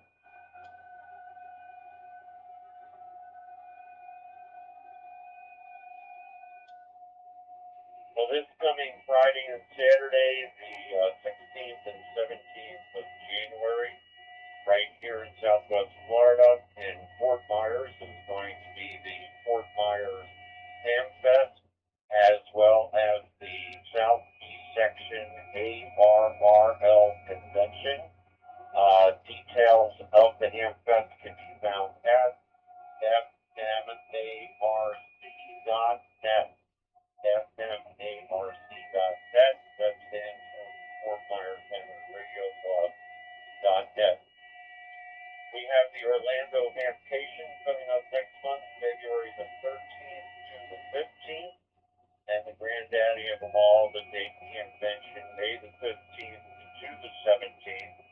And for you, our viewers out there, you can still make reservations at both Hamcation and Convention. Coming up in another week and a half, January 18th to the 24th, is going to be Ports Fest. That is the big ham radio activity in Quartzsite, Arizona, in the desert. So don't miss that. Anybody on the net wish to share with the other folks on the net any Hamfest or rallies of interest that they would like to share with the group? If so, please call NAG Net Control to be recognized.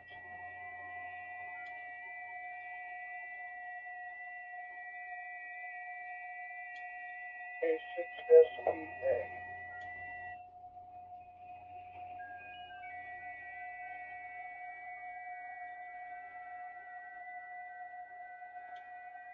K6SPA. Go ahead. Yeah, thank you. The Yuma, Arizona Handfest was last weekend in February in the fairgrounds in Yuma, Arizona. Back to my control.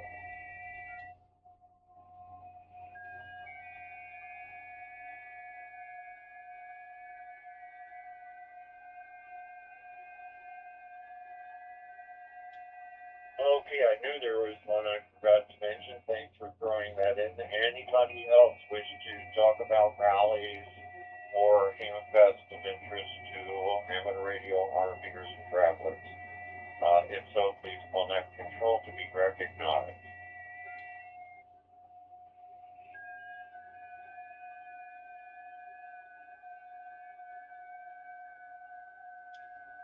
Okay, nothing heard. Once again, this is the Amateur Radio, RVers, and Travelers Digital Voice Net. And the topic this evening, please share with us your hobbies. As I mentioned in the preamble, there are generally two things of concern for people who are thinking about retirement as well as those who are retired. Number one on everybody's mind is, can I afford to retire? Do I have the financial resources to do that? And number two, what am I going to do when I am retired? When I don't have to wake up to go to work, what type of things am I going to do? Well, everybody here does amateur radio. That's a hobby. For me, I do radio control airplanes, radio control sailboats, radio control powerboats, radio control cars. I play upright double bass and guitar, and that all keeps me rather busy and very active. So let's hear what kind of things you folks do. We're going to start with K6 Sierra Pop Alpha. When called upon, please tell us who you are, where you are, and if you have an RV, you can brag about that as well, and of course your comment. K6 SPA, you're up, and then when you use your own deck, so please stand by.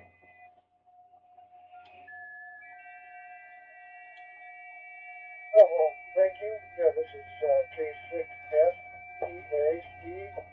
in El Centro, California at the Rio Bend RV and Golf Resort. Former full-time RVer. Now we're part-time. We bought a park model, so 6 months in the motorhome, 6 months in the park model. It's nice to get out of the RV. Stretch our legs a bit. For hobbies, I fly fish almost every day, and I flies and photography.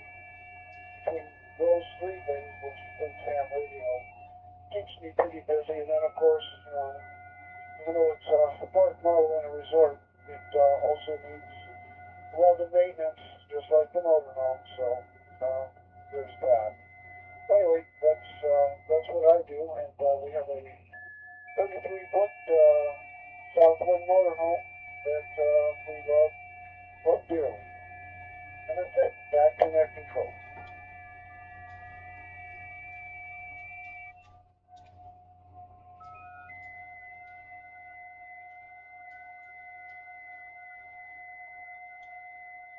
Okay, flying business, that's excellent.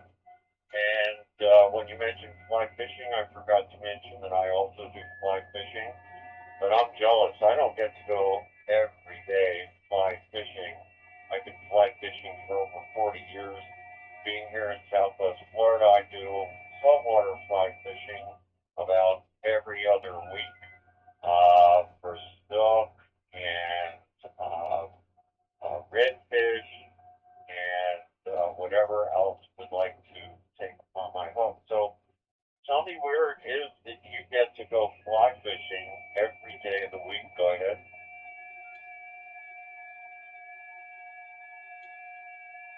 Oh, well, thanks for asking.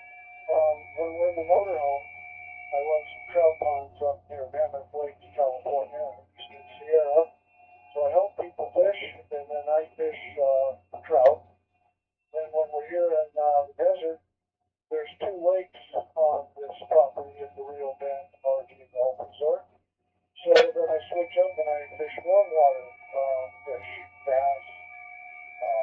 field property. Catfish on the fly rod are a lot of fun, and we have some enormous carp in here too. So it's a lot of fun, and I get to do it. I just walk across the street to one of the lakes and take my golf cart to the other one. It's just I don't know, maybe a quarter mile away. So that's it. That's what I do, and it allows me every morning and then late in the afternoon, I'm out there with the fly rod, back to net control.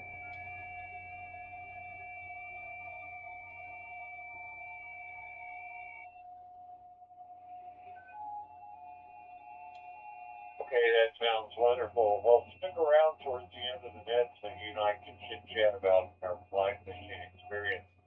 My favorite place in North America for fly fish is always in Montana, and try to get there at least once a year.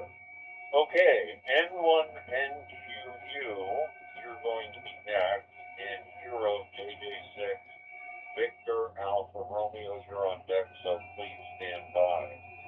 N1NQU, good evening and welcome to the Amateur Radio RVers and Travelers Digital Voice Net.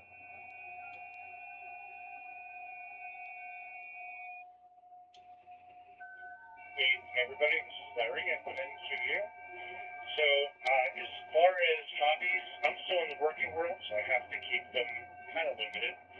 So hobby-wise, besides RV and radio, is I will try to do shooting competitions when I'm able to. And usually, if things go well, and we can make a weekend of it, and we can take the RV, I can do the competition, and I can get some ham radio in. And usually, when we take the RV, we're staying at the state park, which means I can get a phone activation. So, and I can get the trifecta. So, a little bit tough. It gets a little warm down here during the summer. So, nowadays I just try to limit it to be more cooler. We do have an RV, which is a Integra Odyssey 25R, and it will take myself, my daughter, her mom, and 2 dogs, and we'll try to go away for a little bit of a weekend. That's about it. With that, I'll turn back to you, Bob, and we'll thank you.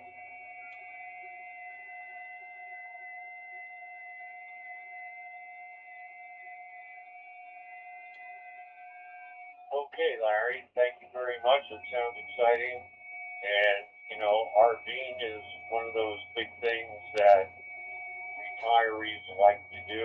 I should have mentioned that at the beginning also. RVing is a great thing to get to see the country, get to travel around, get to meet new and exciting people, and for me, get to play ham radio all over the place. Okay, next is JJ6 Victor Alpha Romeo, and on deck is Whiskey Echo 8 Mike, so please stand by.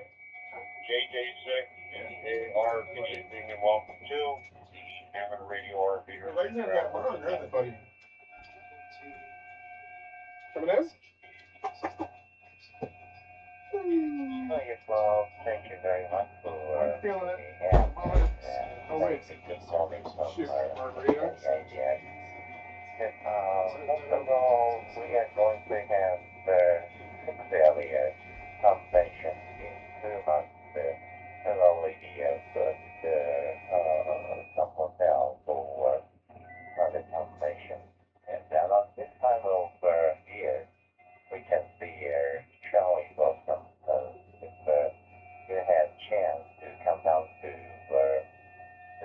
the southern island or western main island of Shea,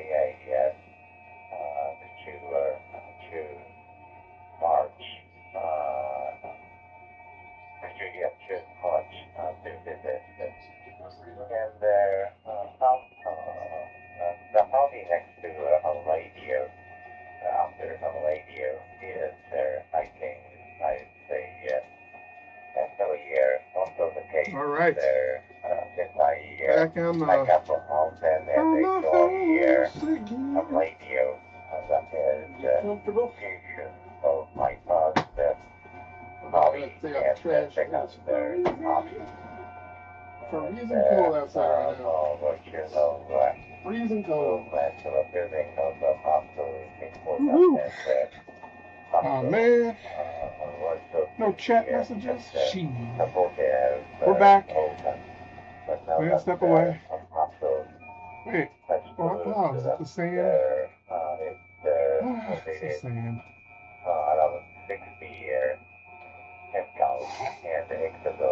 Status text? This one called status text. Huh.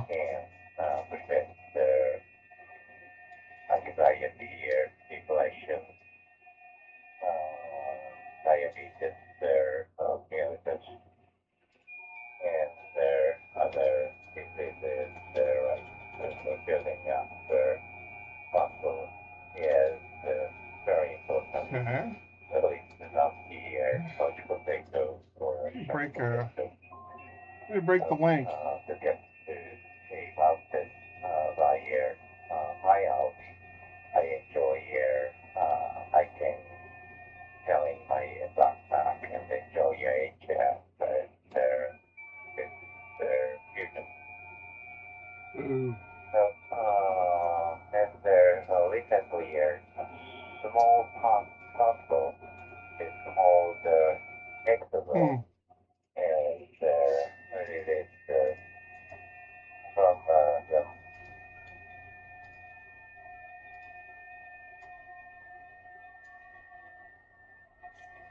Oh. and there contains good chemicals for our body. So you may be very interested that Too much FT8 noise, huh? Alright. Thank you very much, Paul, for picking me up, and I'm looking forward to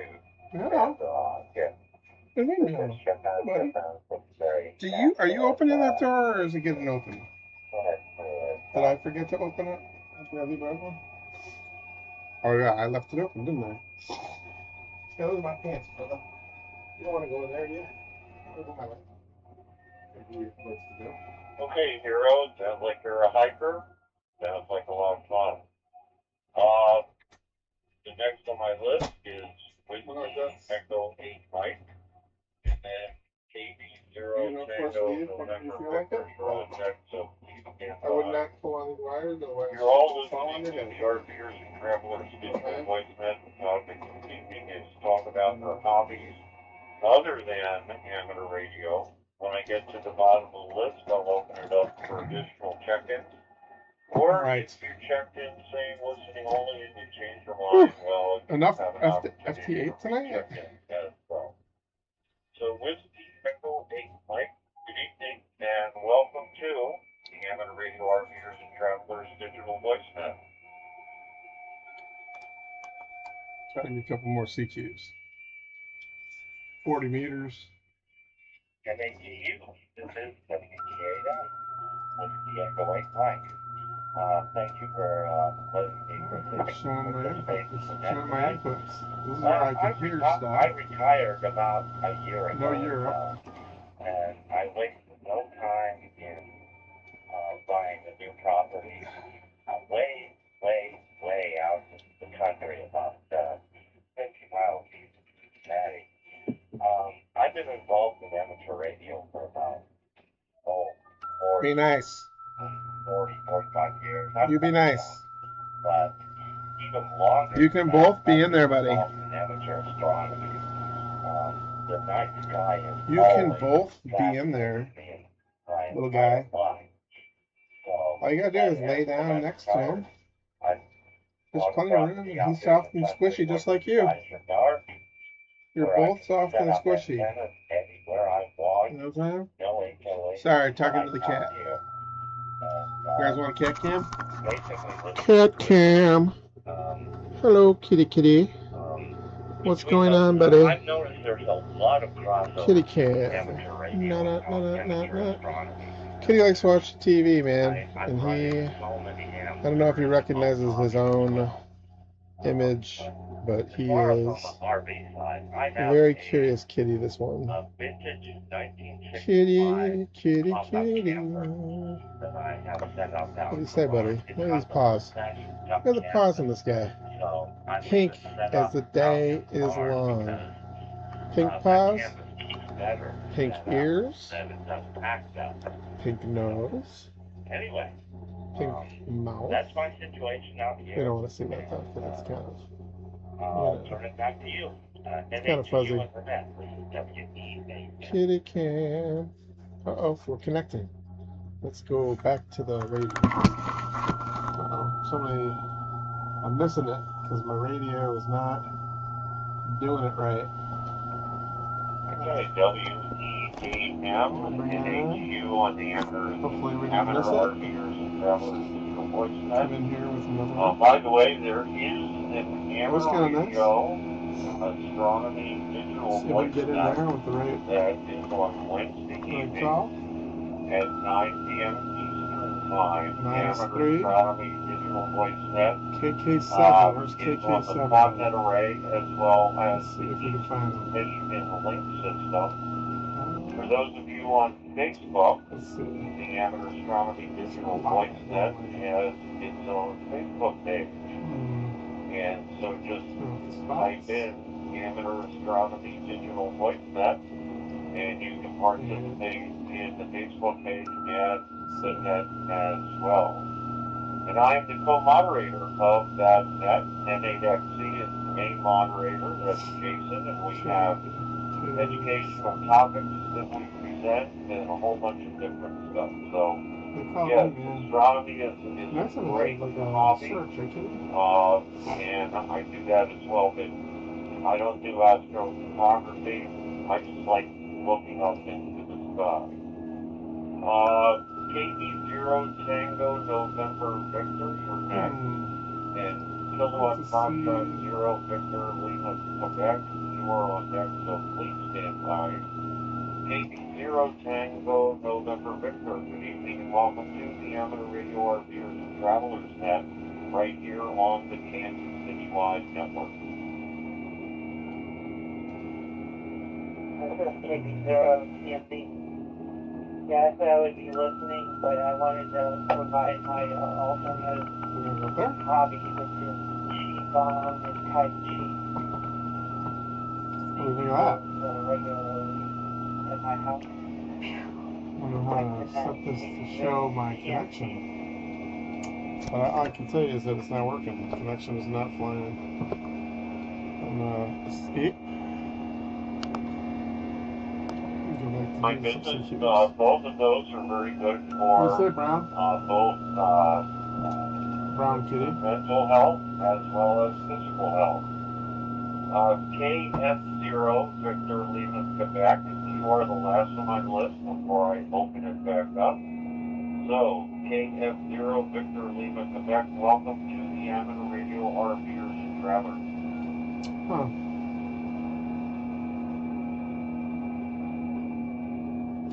Alright, it's monitoring.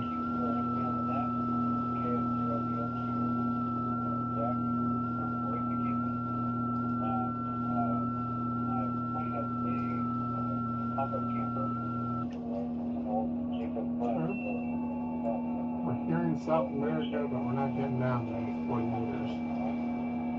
That's what's up with that.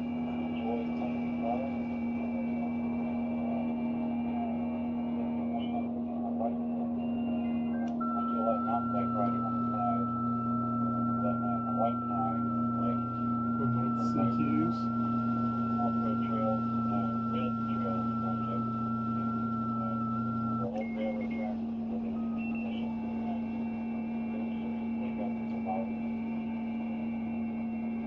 The kitty likes the computer.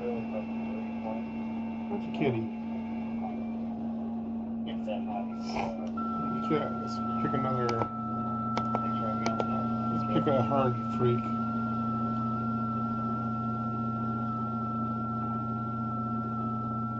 You got some bugs on your leg, buddy. I think. Okay, excellent. Sounds like a lot of fun. The rails to trails. Mentioning about rails, it's been announced out of Cheyenne, Wyoming, that Big Boy 4014 is going to be traveling all the way to the East Coast, West Coast, for the 250th celebration of Independence Day here in the United States. So that's going to be an interesting event. We'll be routing. All right, this doesn't take. Published, I know. I'm gonna target Once again, somebody. I'm at the end of my list. This is the RVers and Travelers Digital Voice Net, and we're talking about hobbies other than amateur radio. If you would like to participate in the conversation and share with us your hobby, please call that control to be recognized. This is an ATU. Let's put this off here. Like this guy.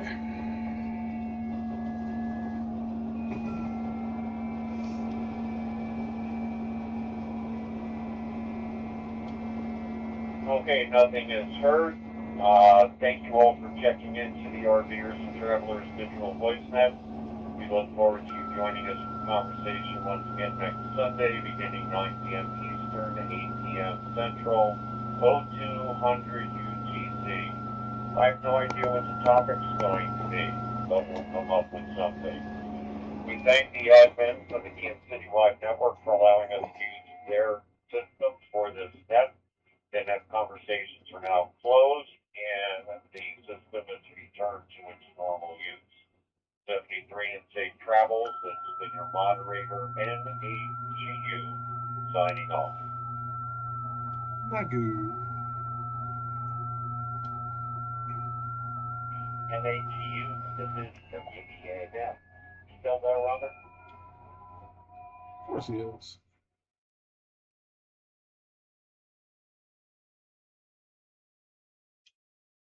Sir, I am. Go ahead.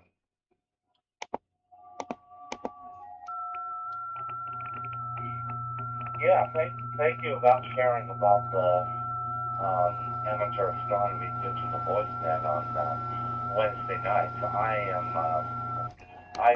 last couple of months I've been the regular participant in that net.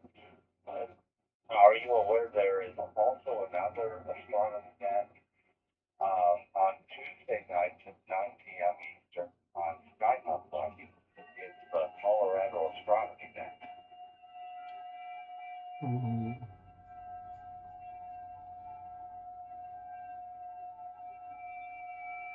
That's pretty wide open. Yes, I am familiar with that net, and I've listened to it several times. Concurrent viewer, what's up, my guy? Monopolized by Dave. just a couple folks. All right, I should turn this down if I'm gonna speak. Listening to some Kansas City Wide on the Yaesu. Yeah, I've got to work on my my content, my static content. I have a couple older videos, like I have that one I posted to the groups of hanging my antenna wire with my drone. It's kind of short, and it's not super well produced, but looking at something, right? I mean, it explains my antenna and how I'm getting the propagation that I'm getting, I suppose. I don't know how, it seems pretty good to me, but that's just me talking. I posted I put a post up. I'm working on helping with an antenna project, and it's got a rotor that isn't turning. It started turning and then it stopped. It's got one of those ham controllers on it. The CDR, and the one that's on it is I think a Model 1, and the new one is like a Model gosh, I guess I might have to go look at my photos, but I have an extra rotor Actually, you probably know Steve Nato, N9ATO. He had an unused rotor and controller in his garage. So I learned about the insides of a rotor, and because it wasn't functioning right off the gate. But there's a lot of interesting shenanigans that go around with wire colors in these these old units. They don't always match. The harnesses usually are, but not always. Um, but yeah, so end of the day, I got the loaner controller and uh, the loaner controller and rotor working with each other. And I thought, okay, great. So I have a working controller and a working rotor. So I plugged in the unknown rotor into the unknown controller into the rotor, and nothing, not even a hum or a click or anything. So I'm starting to wonder if, even though these boxes look 99% the same, or maybe 90% the same, that the rotor that they push is not necessarily the same. Hey, WA5 VXI coming in. Now, I'm supposed to have a thing that automatically goes like this, but gives us a zoom in on the connection. Oh, look, we got a green line. Here he is, down here, and well, it's Oklahoma. Let's see.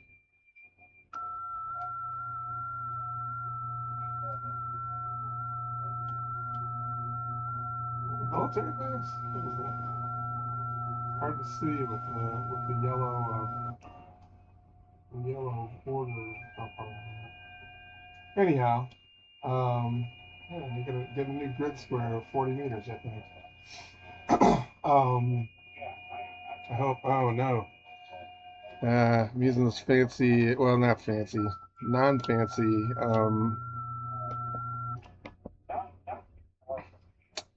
built-in software decoder in some firmware on the Zygu, and it works mostly. Most of the time, it works pretty good, but occasionally it flips out. When it should send a signal report, it goes back and sends the grid again, and kind of messes up the sequence.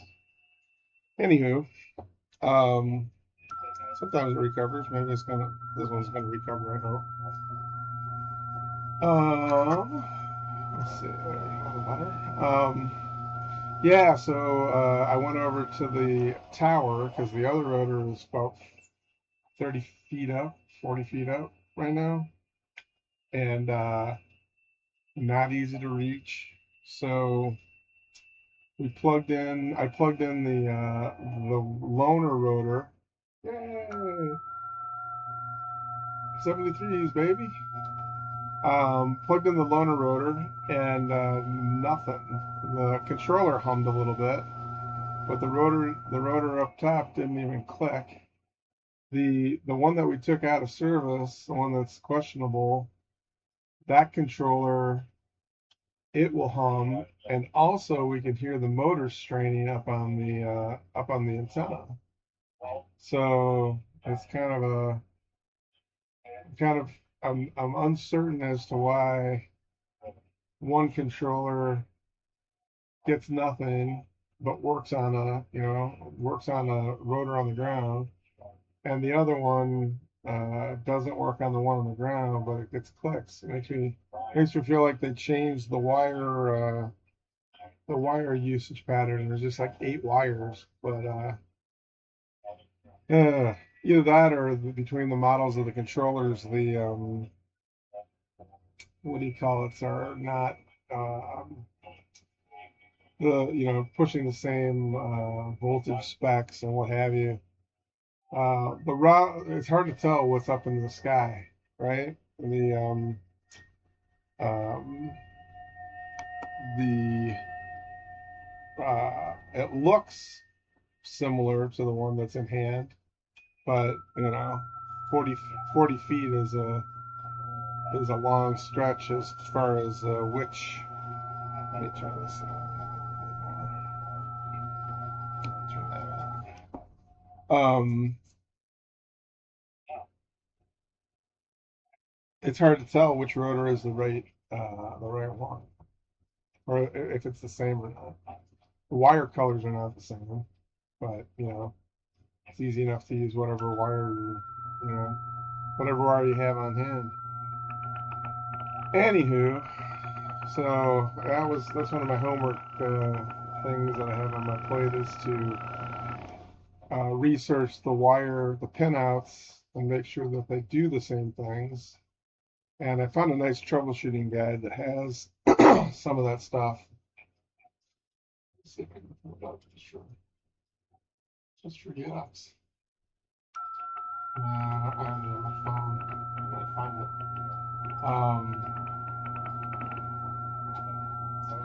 But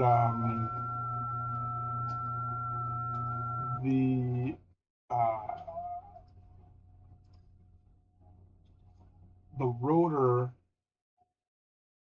Yeah, I just got to make sure that the rotor controllers are sympathetic. Are uh, the same device. So if they're not, then I'm back to the square one. I don't know what other things I can try, but the antenna actually started to rotate with the original controller. It wouldn't go in one direction, and then it went maybe a quarter turn in the opposite direction before it stopped spinning, and then just started grunting. So what are you gonna do, right? Old stuff. Yeah. This mode of communication is weird. I just lost my concurrent viewer. Thanks. Thanks for the time. I'm pulling favors from my locals. You know what? I need to step away from it, so I'm gonna go and see if this works out. Stepped away. Okay, almost right there. Something is not. Yeah, I don't like that. Stepped away. But I'll be back soon. In the meantime, we will CQ until we can CQ no more. So when somebody comes through.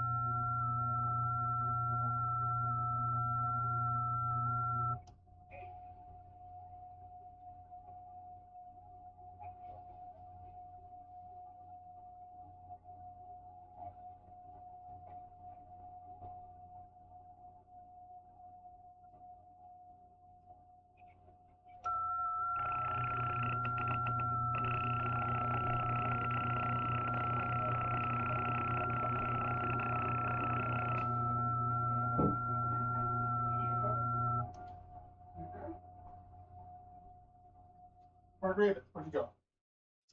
There you are. Good girl. You being a good girl?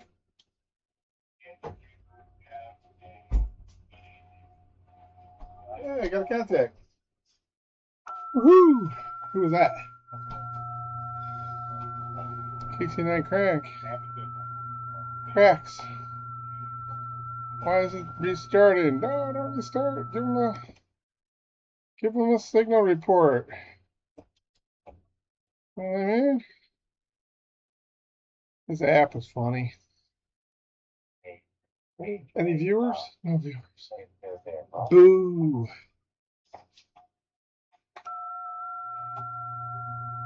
Oh, I gotta do this.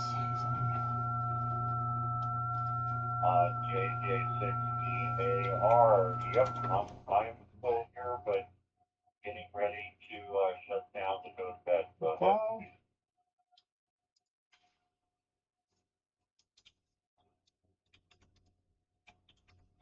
Right. Yep. Thank you very much for picking me and believe my hobby here next to Homily here is there. I can keep my music edit. and they're watching their movie. Can't edit. TV. Can't edit shit. So the reason why I called you this time is Oh. can be a future topic on your event. Yeah. I mean, what Who came in here? Music KC9 Rex. while you're driving beat or what sort of I think long enough to come through, huh? Guy just sent one in to turn me off, I guess. Hey, buddy? Right me out time? Where'd you go, buddy? You bailed fast? No. You now bailed on me. Oh, there you are. Hey, buddy. Welcome back up here? Yeah.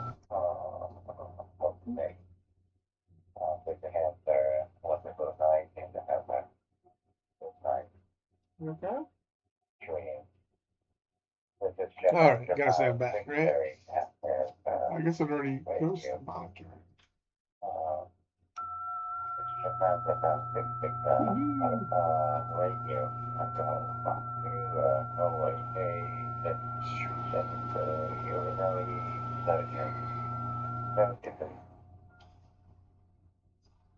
Alright. Now we gotta ask for some keyword helps. Okay, that's a great Yeah, I'm gonna try to topic, monitor. Hero. What we're going to do, based on what you said, I think the main topic will be when you are traveling, what radio service do you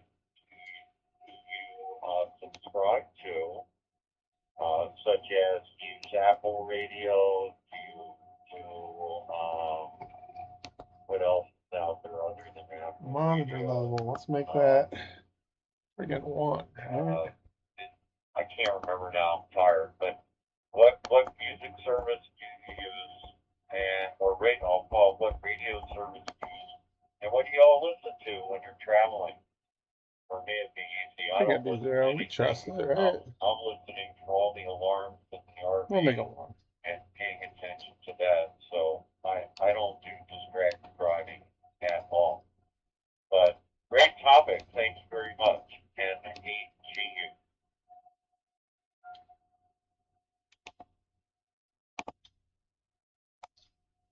Hi, Whew. because What am I picking up some other? over there, that's specifically music and videos, right there. Should we go down to, let's try 30 for a little while, right? 30 is a weird one. A Workman, right? You reminded of that in extra classes Saturday. There you go.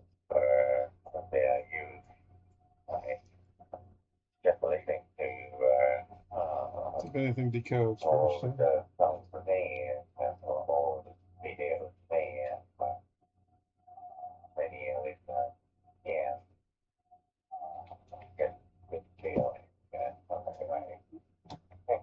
And then 0G for U. Not hearing much. And 0G should. This is Japan 66 Alpha Radio. And it's UJ63 and 73.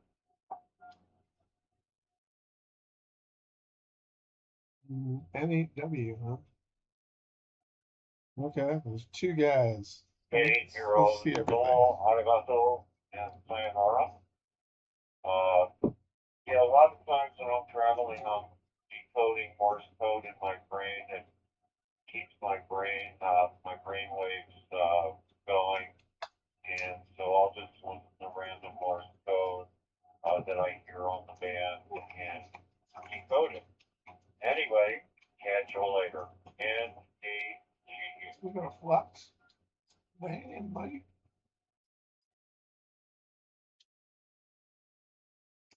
Right, yep. That's taken down. But later, there, Doc, and there, definitely here. Going for excellent, and there, other, investors, made a lot of I went over to Italy. And that or somebody's got the wrong address on their QRZ. Right? I wonder how much that happens. You know? Looking up there, come in with a 30 meters, see if it fries everything. There we go. 30 meters.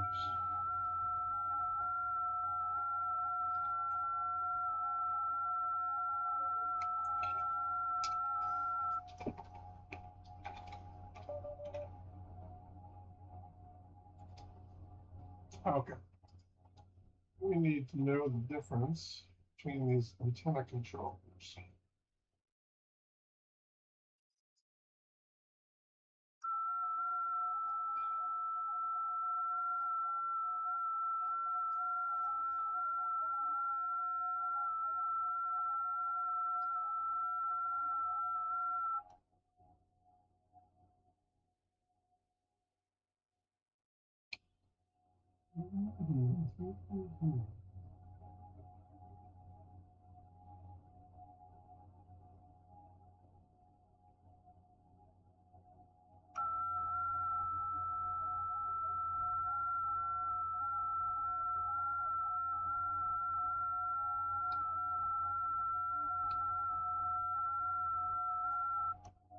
I think maybe everybody here is looking for a CQ.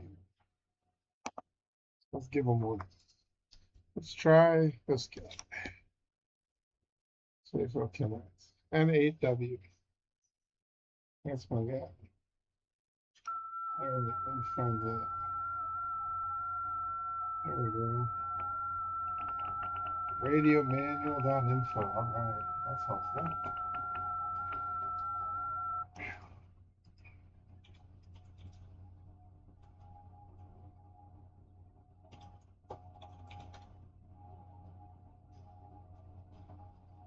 You.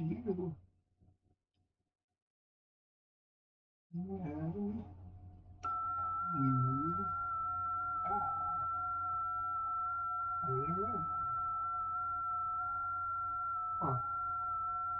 Oh, I guess it's stuff. Okay.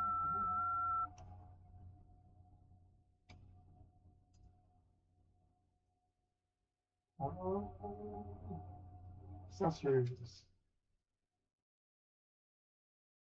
On the rotors. CBE. M44. I think that was an M1.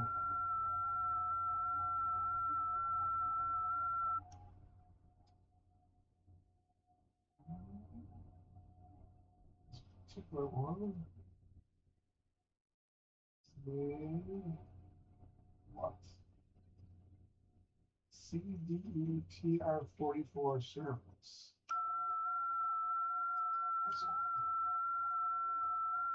Oh,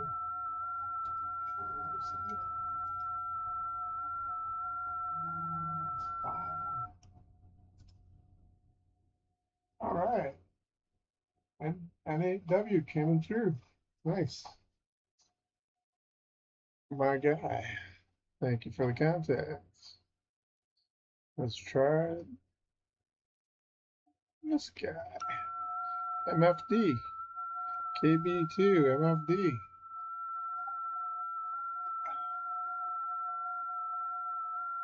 And let's check out my service manual.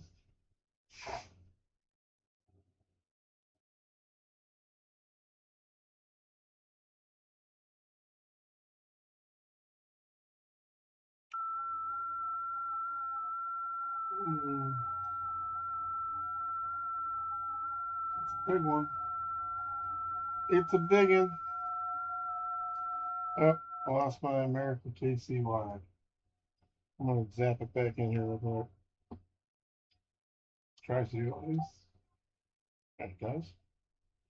It's nice. It's nice, informational. You know? Okay, I don't think this guy can hear me, so I'm gonna spin closer to his frequency. And then I get on his frequency.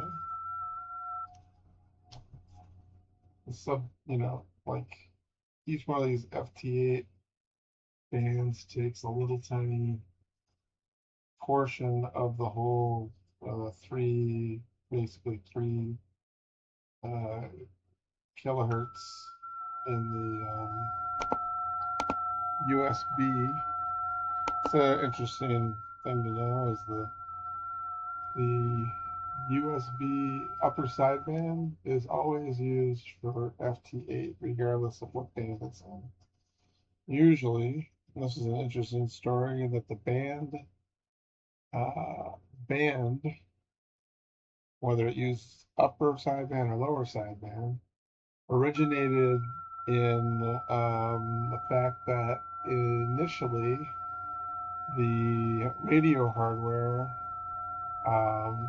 essentially, I don't know the technical details of it, but it was cheaper to use the lower sideband for the lower frequencies, so like 160 meter through, I believe it's through 20 meter, or is it not including 20 meter? So 30 meter, all of 30 meters. A weird, I think 30 meters is the one with a weird name, huh? No, 60 is the one. 30 meters is just a open for digital, basically. But then 20 meters, or is it? Yeah, 20 meters is when you switch to the upper sideband for your voice connects. All right, this guy can't hear me. I just picked a bad one, I guess. I'm gonna pick one of these far ones. 7,000 kilometers, I think isn't gonna happen, but 1,600 could. That's still stateside, right? Okay, let's see. What we need to know. Let's see, this one has this one. It also has I have one stuff, right? Series 1 and 2.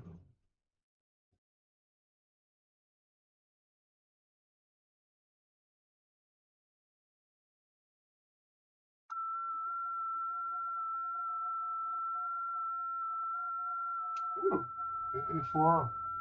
The A4MP in the house. Should be going like this. Why isn't it doing it? That's crazy. Now check my activity thing. Not failed to be status file. Now it's trying too hard, but I wonder.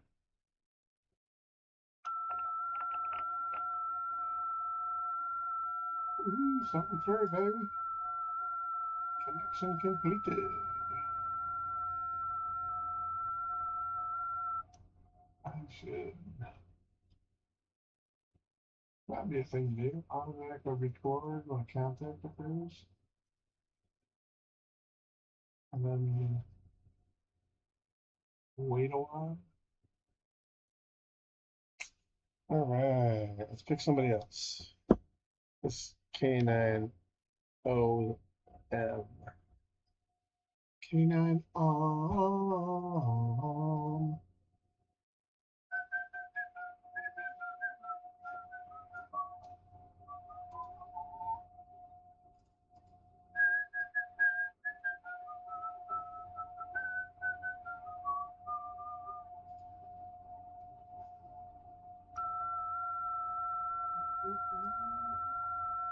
Hey, John. I'll play some of this FFRL's content from, let's see, how do we do this? How do we play somebody else's content inside your content? Let's see. So we merely add a VLC. Just a window capture.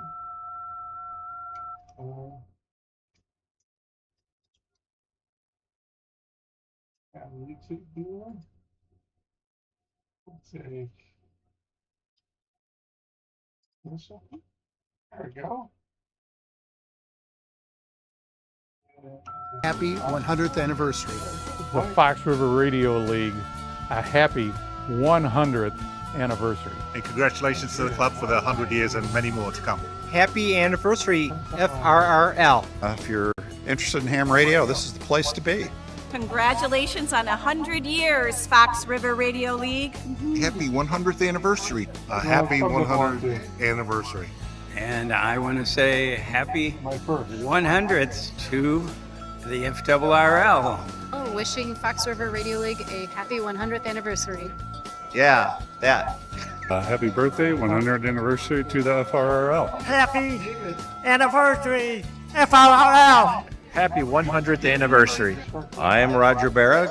A lot of things don't last much past a year, let alone 100 years. That's something special. KD9 Tango Tango Victor, and happy anniversary, FR. Nice video work, Mike. Go check it out. Coming in with N9OM. W9JB from Elbert, current treasurer of the club. I am Kurt, KD9SUV. Happy 100th anniversary, FRRL. Well, happy anniversary Kick to him back. FRRL, which I've been out to a long time. And I would like to wish the FRRL a fine 100th anniversary. Congratulations. Happy Calling. Kilo Echo 9 Charlie Whiskey Zulu. You got it. I'm sure that 100 years from now, we'll probably celebrate the 200th. Happy anniversary. I've automated some 9 stuff Golf, India to Golf. be overriding my River Radio League.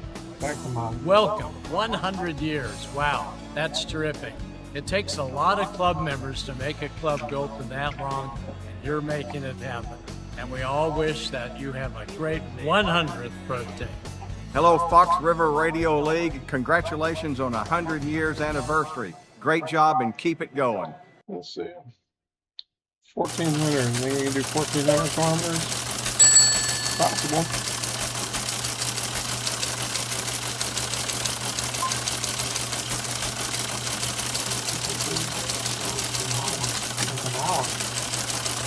Oh, I wonder if I get in trouble for this. Mike wants to do it.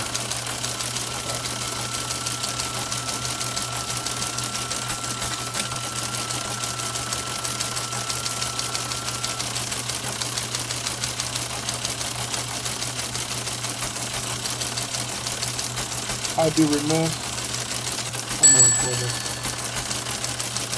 I will be remiss to remind everybody that the Fox River Radio League presents the 100th Anniversary Committee's production of Can't Ever Quit.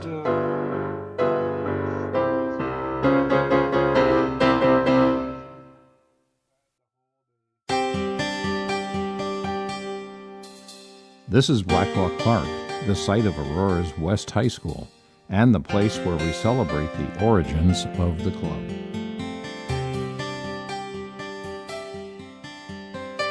In 1922, a 16-year-old Erland Olson was on his way to a wireless club meeting. There were very few radio signals in the air at that time, but he and his fellow classmates wanted to hear them all. It was here in 1919 that a young, energetic science teacher, Sylvester Miller, embarked on his career with West Aurora. Mr. Miller made the trek into Chicago and passed his operating license, being rewarded with the call sign 9UR. This 2-year term license provided the Wireless Club an opportunity to get on the air. The West Aurora Yearbook of 1920 printed the following information regarding the radio club. This year marked the reorganization of a radio club in West Aurora. During the long, dark years of World War I, amateur radio activity was at a standstill. Nevertheless, as soon as the government ban was lifted, West High was one of the first to establish a station.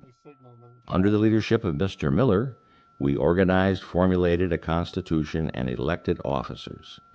Ole graduates from West Aurora High School in 1924.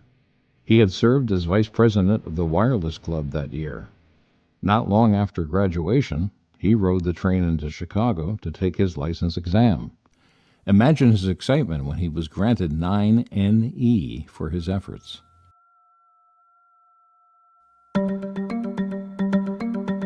Like-minded young men, many still teenagers from local high schools, got together and set down the foundation of our club. They wrote and ratified the first Fox River Radio League Constitution and bylaws. The first election of leadership resulted in Ole's good friend from West, Walter Bowerly, 9ALZ, voted in as president. Joseph Stews, 9DTC, a young fellow from Naperville, became our first secretary. The preamble of the club constitution they wrote reads, "We, the undersigned, being desirous to secure for ourselves the pleasures and benefits of the association of persons commonly interested in amateur radio, by furthering better cooperation among its members, by developing individual efficiency, by furthering..." They quickly got to work and organized the first club Hamfest, or convention as it was referred to. The location for the fest was Phillips Park. Reports indicate 34 were in attendance. It was also in 1928 when the FRRL sent in their application to the American Radio Relay League to become an affiliated member. The document reveals there were 11 members, and of those, 8 were also members of the ARRL. This letter was signed September 15, 1928. By December, the club received notice from the ARRL stating, "It gives me great pleasure to advise you that at a meeting of our executive committee just held, the application of your club for affiliation with the ARRL was formally presented and your club was declared a duly affiliated society." The momentum of the club is quickly growing at the start of 1929. Our club logo is first revealed on club stationery. Planning for the second annual Hamfest was being conducted at the May 10th club meeting held in the Aurora National Bank Building in downtown Aurora. This is a copy of the Hamfest agenda, sent to the ARRL for their review. The games began at 2:30 with a tube rolling contest, call logging contest, and the wire unraveling contest. That must have been a big hit. Several members indicated they were willing to help with the fest, including Ole, W9NE, his friend Waddy, W9BLT, and a young man from Wheaton, Grote Reber, W9GFZ. We have made arrangements with the Aurora Leland Hotel, which is the largest in Aurora. Our smoker will be held in the Sky Room on the 20th floor, and the Sunday noon banquet will also be there. The stunts will be held in the Phillips Park. easily reached by streetcar or auto. The charge, including the banquet, is $3. There was a note on the back of the agenda sent to the League which reveals how the FRRL was dissatisfied with the lack of promotional support of the first annual event in 1928. We have deeply regretted the lack of support from headquarters in regard to advertising this project. We feel that an affiliated club should have that cooperation. Well, those young FRRL boys certainly weren't bashful.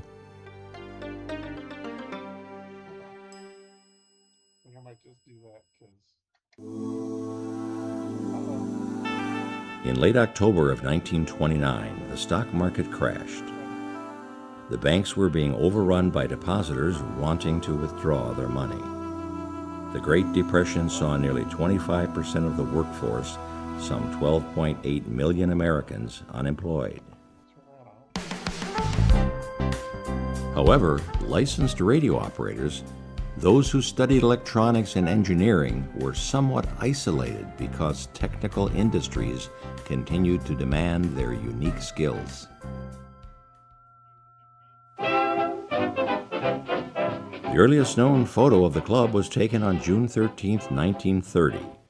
We know from census data what these members were doing during this time. Our first president, Walter Bowerly, W9ALZ, was 20 years old. He was employed as an automotive electrical engineer.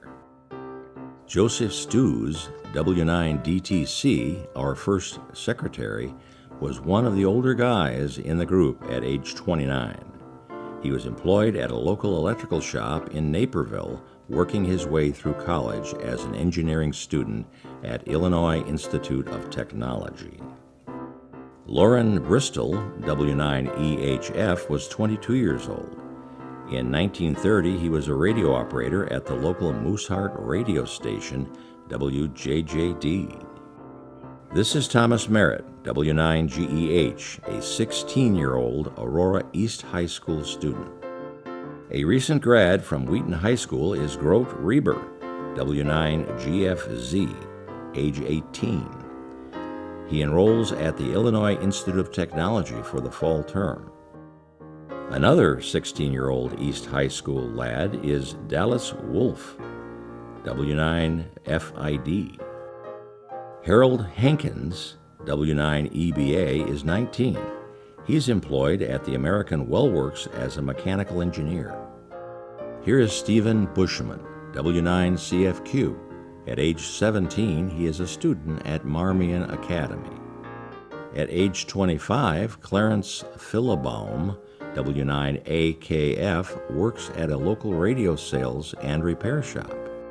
Paul Berg, W9CII, is also a student at Aurora East and is 17 years old.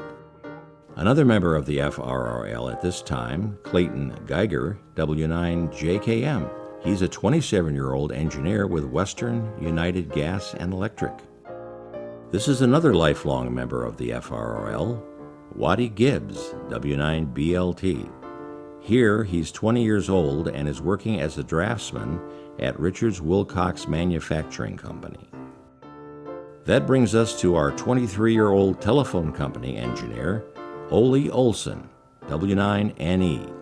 He, like Waddy and several others, continue a lifelong interest in amateur radio and the FRRL.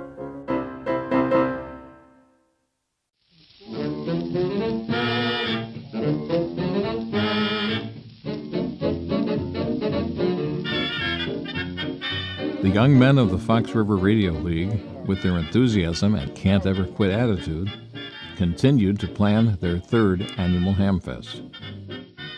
This announcement appears in the June 1930 QST magazine. The Fox River Radio League extends a cordial invitation to all amateurs to attend its third annual Hamfest to be held at Aurora, Illinois on June 21st and 22nd. A real get-together is planned and a good time is promised to all who are there. A Hamfest announcement in the Aurora Beacon News summarizes the planned event.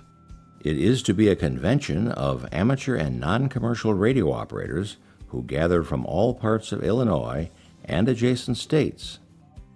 The FRRL has an excellent reputation for hosting the outstanding amateur event of the year. It was held at Exposition Park on Aurora's north side. The $1 registration fee provided the festgoer the ability to participate in all of the events, including the banquet, free dancing to a fine orchestra, and eligible for contests and prizes.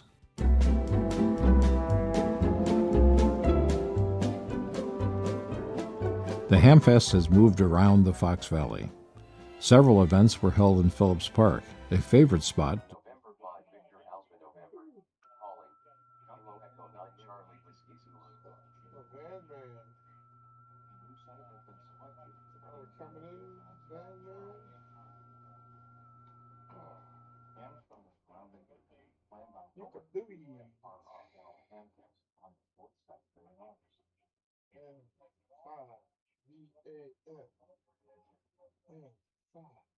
Early 1990s saw another change of venue. This time, on Sugar Brook for selection. Our BBC team hosted just 6 sessions. Due to construction in 2004, Hamfest was moved from Bonzi to Aurora Central Catholic High School. The effort of setting up tables, selling tickets, making sure vendors were scheduled, publicity, very technical. It's still here.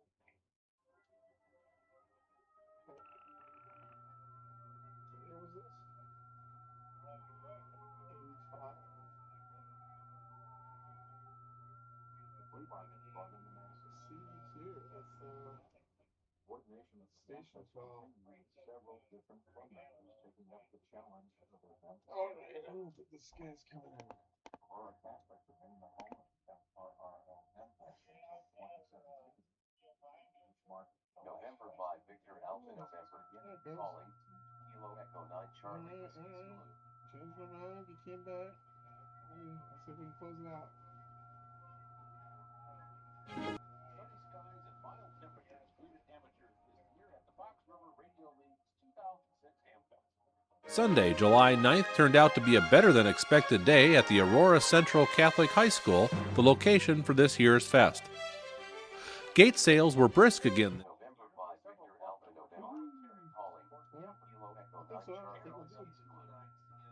All right, who's next? 1,000 kilometers, pretty good. This for the sales staff. And 5.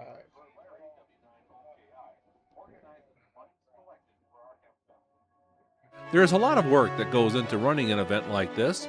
Our club was lucky to have 2 very capable people in charge of the event. Kermit, W9XA, has several years of Hamfest experience and doubles as our master of ceremonies. He announces the prize drawings and special announcements throughout the day. Our rookie Hamfest chairman this year was Dean, KC9EOQ. There are many details that need watching over, including setup, advanced ticket sales, and commercial vendors. Dean stepped up to help our club make this a smooth-running event. The on-air repeater voice of this year's Hamfest was Lloyd, KC9DMS. Lloyd handled the talk-in duties with his extensive knowledge of the Aurora area. If you were on the Fox 2-meter machine Sunday, you heard Lloyd guiding people into our venue this year. A few commercial vendors find our flea market the right place to sell their wares. The local ham community relies on these folks to provide them with just the right connector or part for that special project. A unique antenna support system was on display again this year from fellow club member Charles, KC9DAO. His unique design has proven itself many times at our field day site. Many hams sell their equipment out of the back of their vehicles as well. There are lots of odds and ends to be found in the flea market. From old tube radios to the more modern digital equipment, most anything can be found out in the flea market area. The school's auditorium is transformed into a vast display of ham radio treasures. Commercial vendors set up the night before with the help of FRRL volunteers. New radio equipment, including antennas, power supplies, books, batteries, and more, can be purchased. We are fortunate to have so many excellent vendors come to our popular Hamfest each year. What year did the FRRL hold its first Hamfest? That's the question you had to answer in order to earn a free bottle of water. A small QRP VHF transmitter and digital voice recorder were disguised in a block of wood by Dick, AH6EZ. This little setup was hidden several times around the fest grounds and hunted down by many hams. The fox hunt turned out to be a lot of fun this year. The FRRL Hamfest is a popular place to purchase new and old gear or take your amateur radio exam for the first time or to upgrade. You meet the nicest people at the fest, experienced hams who have attended many Hamfests over the years, or soon-to-be hams that are visiting for their first time. Thanks to all who came out to help during the 2006 Hamfest this year. It's our club's biggest fundraising event of the year, and we thank you for your support.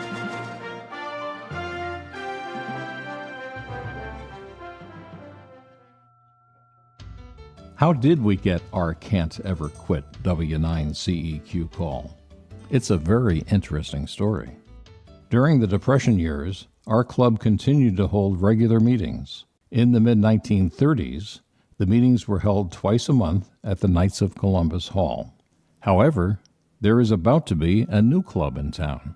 May 6, 1935, the Works Progress Administration was formed. The WPA funding allowed for community education classes of all sorts to be offered. The Aurora Recreation and Playground Department held radio training classes. This 1937 Beacon News article begins to tell the story of the W9CEQ call sign. It was planned to have the radio club, which was formed from frequenters of this department, to do the actual work of construction so that they could master the details of radio work and familiarize themselves with the possibilities of such work by actual experience. There is another club, the Aurora Radio Club. They held their radio classes and meetings on the third floor of the Stolp Building at 10 Fox Street, downtown Aurora. One young man who was there is Leonard Hartman. He graduated from West Aurora in 1937 and had his amateur radio license W9ZGF.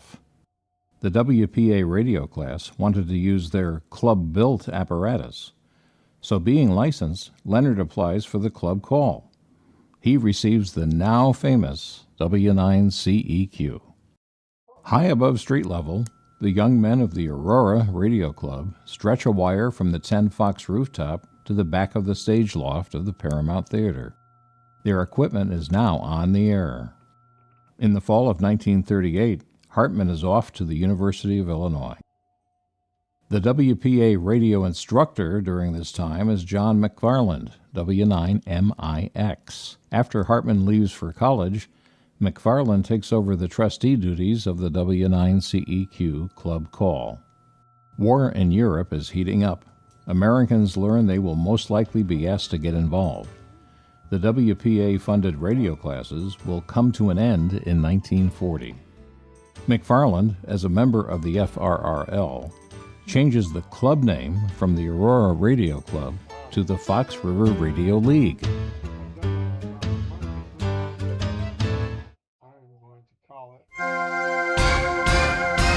Happy Field Day 2024.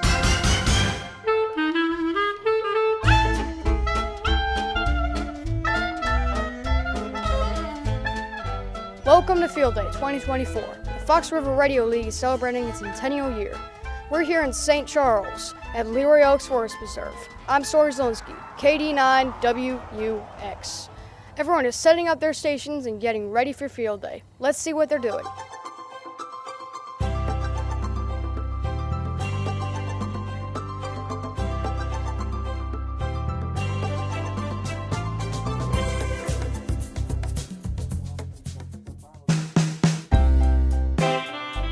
Chuck Palmer, W9IUX, hauled the Navy Reserve generator out to the 1951 Field Day site in Oswego. The FRRL got set up at a nice spot with several trees for antenna supports and a large area to pitch a few tents. It seemed like an idyllic site, complete with a horse grazing in the pasture. The trees also provided much needed shade. Oli, W9NE, is sitting and chatting with one of the ladies in the group. There's a potluck and various groceries on the makeshift table as well.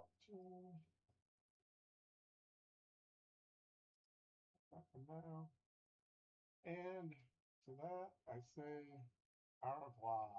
See you next time.